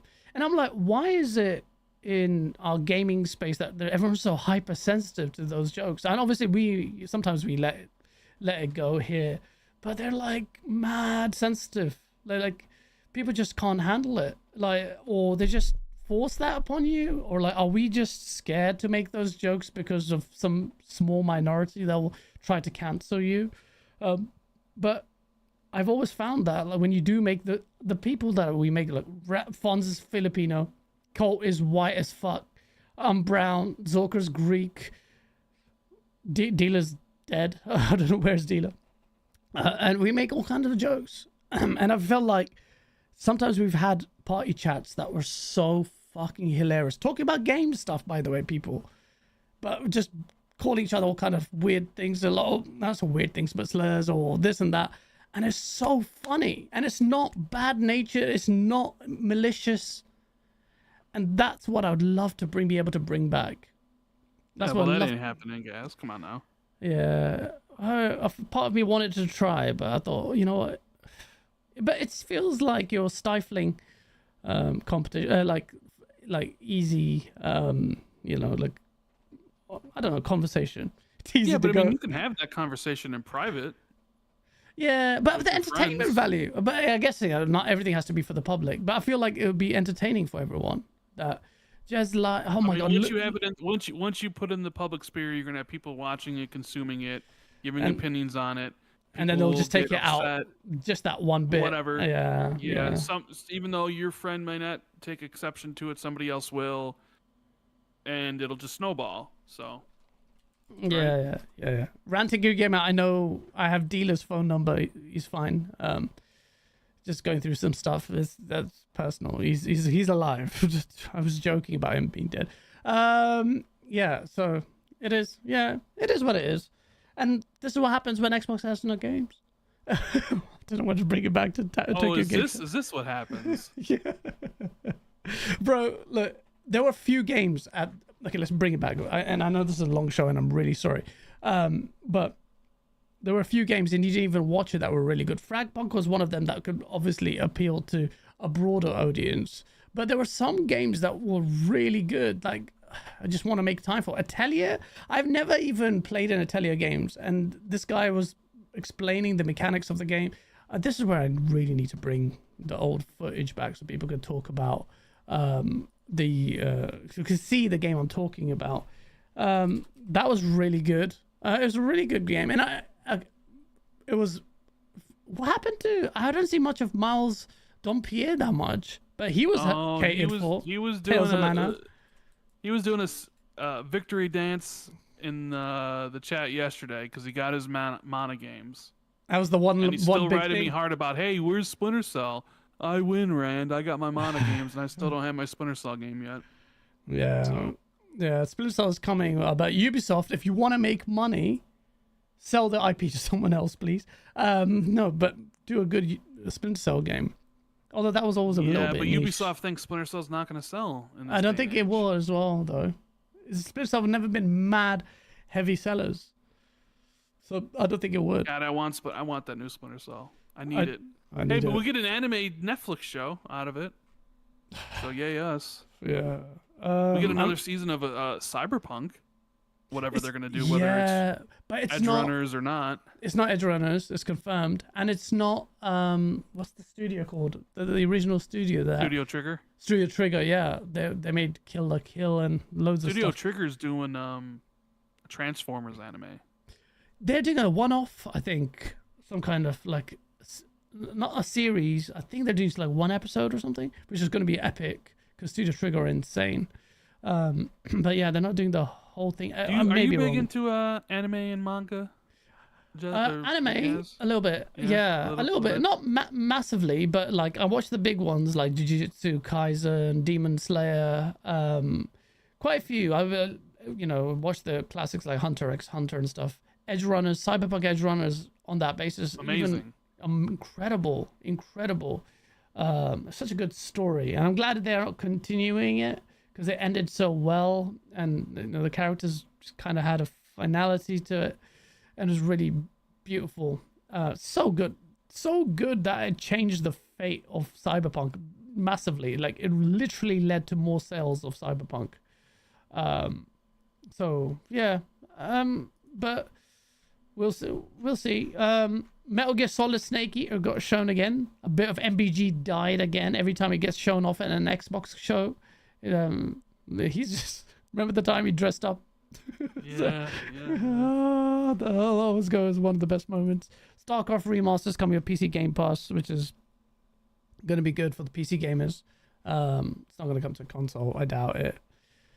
Indiana Jones, they showed off like the localization stuff. Like, okay, whatever. Threads of Time was this really good 2D RPG, just 2.5D RPG that looked crazy from like its cutscenes to how it was bouncing across time. Like it started off old school, then it went super into the future. I was like, yo, what is going on? So that was really good. Katamari is back and it's on Game Pass already from the day it was announced, if you like the old classic.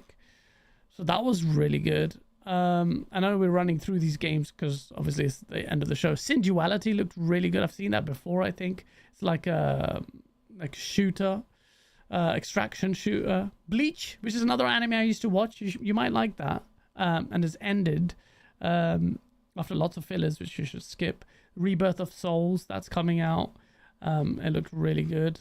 Then you had this game called All You Need Is Help, where they had a literal L go down the screen. I was like, oh my god, this is the Infinity Nikki of the Xbox version. It was like, yo, what the flip. Then you had a game called Slitterhead, which looked really good. I called it Shitterhead, but it was like... Of course you would. Yeah, why not? It looked really good horror game that you might like. Have a check out of that. The way they've done, basically. Did you ever play that old game called Messiah? It was made by Shiny Entertainment. What was it? I don't think so. No. A little angel with wings who's going to different NPCs and take over them. The Slitterhead was a bit like that. It was really good. But yeah, there was a lot there. And sorry, the metaphor prologue. Honestly, the game is going to be so good, says AJH. I haven't played it yet. AJH, can you let me know whether I need to complete the other Persona games to enjoy that? Because I might go back and get Persona... Well, I had Persona 5, but I might get Persona 5 Golden and play it. You don't need to play it. Okay, so I will go straight to Metaphor Fantasia. I'm going to play that. But I'm playing freaking Lost Odyssey now. And I need to complete the Cyberpunk DLC. So many games. So many good games. Wait, you haven't finished Phantom Liberty yet? Not yet, man. I keep taking... Bro, what do you do? I did it. I finished it before you. It's been a... I know. Dude, you need to stop what you're doing and finish Phantom Liberty. It is fucking incredible. All right, you know what? I'm going to put Lost... This is how it happens, chat. I'm going to put Lost Odyssey aside. I'm going to complete Phantom Liberty. Now that you've told me to do that, I'm actually going to do that. How far are you in Phantom Liberty? It's not a spoiler for chat, but what did I do? So obviously rescued the chick. President. Yeah. No, not the president. That's early on. Went back, rescued the net runner. Songbird? Songbird, that's it. Yeah, rescued her. So a little bit further up. Just rescued her. And then we met up with Idris Elba. That's where I'm at. We meet up with Idris Elba, got rescued Songbird. So you just met Idris Elba for the first time? No. You meet Idris Elba first because he and you tell him that what happened with Songbird. Then he starts working with you, and then you have to rescue Songbird and she was in this weird zone, and you have to hack into this guy, and he ends up dead. Anyway, this weird netrunner guy. You have a choice. Yeah. I don't know what it was, but it's crazy. Part of me, like, I feel like I don't know the factions that well, but I keep jumping back and forth into that game. But I definitely need to. I'll finish it. So you're saying the story ends really well. I really like the way how did you, in the original Cyberpunk, what was your ending? Because I did every ending in the game. Oh, you did? Yeah. Well, yeah. So, but before I did any endings in the main game, I played Phantom Liberty, because Phantom Liberty does have an actual ending that leads to the credits rolling and the game ending. And it's very... If you have a high friendship with Johnny, very, like, emotional. How do you have high... Or Phantom Liberty? Yeah, like, that ending specifically... How do you get the friendship up with the Johnny? Certain dialogue choices you have to do. There's like a quest you have to do where you do the side quest where you go find where his like body's supposed to be buried.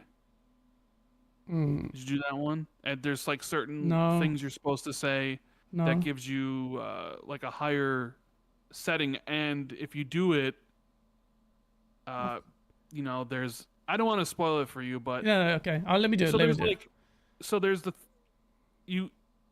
there's like an ending you can do one way where there's like 2 choices, and another ending where you can do that's 2 choices, but then the game still continues, right? It's just like credits roll, and then you're back in the game, and it's like go do whatever. But then there's an ending off of both splits where it leads to this final ending that you can do where the credits roll and the game literally ends. And I did all of those first. So like when I think of what my ending for Cyberpunk was, I think of that real ending from Phantom Liberty. Yeah. And then I did all the endings from the other the main game, and I like one from Phantom Liberty, but it hits harder, dude. Yeah. Seriously. Okay, I'm gonna do that. That means the friendship has to be above 80%, says Abdel. Okay, sick. Was there even a stat for the friendship? There is a stat. When you pause the game, there's like 3 things at the top, 3 percentages at the top. Yeah. I didn't know. One of those is like your percentage, your friendship with Johnny. Oh, Abdel, you both. That's perfect. So above 80%, and I can get that. Or wicked. Might do that. The game is so... I was trying to do 100% at one point, and then obviously Phantom Liberty came out, did all the assassination, whatever, the police lady, did all of that, collecting all of that, and then you just get lost in this beautiful world, man. I turn off the HUD, and I play it like that, and I constantly end up recording footage, and I just get lost, and I'm not even doing the game. I'm just like panning through the city. Yeah, it's so good. Seriously, like best game of this gen so far. Like I love it so much. Wow. Going around listening. I only listen to 2 radio stations though. I only like 2 of the radio stations. Oh yeah? I don't even switch them off. Like but... Pacific Dreams and Night Spring or something. Were the ones I liked, but I'll check it out. making me wanna did you play as a dude or a female V or male V? Male V. See, I don't know, man. I think female V is better. Is it? Why? I think she's Voice better? she nails like the more emotional moments. Like her, I think it's like Cassandra versus Atreus and Odyssey, where like Cassandra had the better performance. Like I played the whole game with V, but when I started it with male V, I was just like, I don't know. But honestly, can you switch halfway? I think you can transition, then have a little deeper voice as a female. But I think like whoever did the voice acting for female V like knocked it out of the park. Like holy shit. I might change it that way then, because the male guy is like weird. Sometimes like his reaction. I know Colt agrees with me. Colt went to do like a second playthrough as like male V, but he couldn't. They like switch it to female V. He always plays his characters female, the perv, and then he puts like the first module install is make the fat ass, because that's what he. Colt, you dog. But yeah, they're definitely gonna check it out. This has to be the longest stream I've done on this channel. And was it entertaining, Rand? Because let's be real, the BG versus Parris beef is jokes. I like them both, man. Like, I agree with BG on the issue. I understand Parris. I think Parris is quite sensitive, and he's allowed to be. But he's such a well-natured man as well, whereas BGs can be quite evil. So it's such a clash of people. But as always, it was fun. What did you think of the chat, Rand? Who do you think is right, BG or Parris? I mean, I'm not. I don't know. Like, come on, Parris. Parris and BG aren't friends, right? So, diplomatic answer. I mean, look. I don't. Here's the thing. I'm not married, so I don't know what it's like for someone to insult your wife. I don't know how I would feel. You know, I don't have kids and I don't have a wife, so if I guess, you know, like putting myself in Parris's position, if I felt my wife was being disrespected over gaming, I'd be upset, probably. Most likely. Yeah. BG being like, I didn't directly say anything about your wife. Okay. I don't know. Like I think families should be off limit. You know, and you know, just keep it about gaming. Family is off limit. Religion, politics, all that sort of stuff should be put to the side. I know BG has his reasons for copyright striking. I don't agree with that. No. I don't agree with that either. Yeah. So. I guess vehemently agree against that. If I had a wife and I felt somebody disrespected her, I probably would be upset, like Parris would be. Yeah, I was saying, I understand that. Yeah, I understand both sides of it. But it's human. It's to be human. Aseptic Source, we talk about all sorts. Wives, BG, Source, JRPGs, PlayStation's roadmap, all in one show. Rand, for 1 hour we were just talking about random shit. See, this is I know, what I'm right? saying. Get rid of Jess. No, don't get rid of Jess. Jess is lovely. But see, the British guys and the US, we are. Because we could talk about gaming all day, guys. It's good friends. This is what happens. Yeah. And it's 4 hours. 4 hours later. Oh, you're killing me. I'm sorry. Thank you so much again. Thank you everyone in chat. Smash the like button if you enjoyed the source. And check out on Spotify for a very lengthy drive. And Rand, before you go, do you want to say anything? I mean, have a good weekend, everybody. And we'll see you on Friday for Xbox 2. Absolutely. Take care, everyone. Finally. Peace. And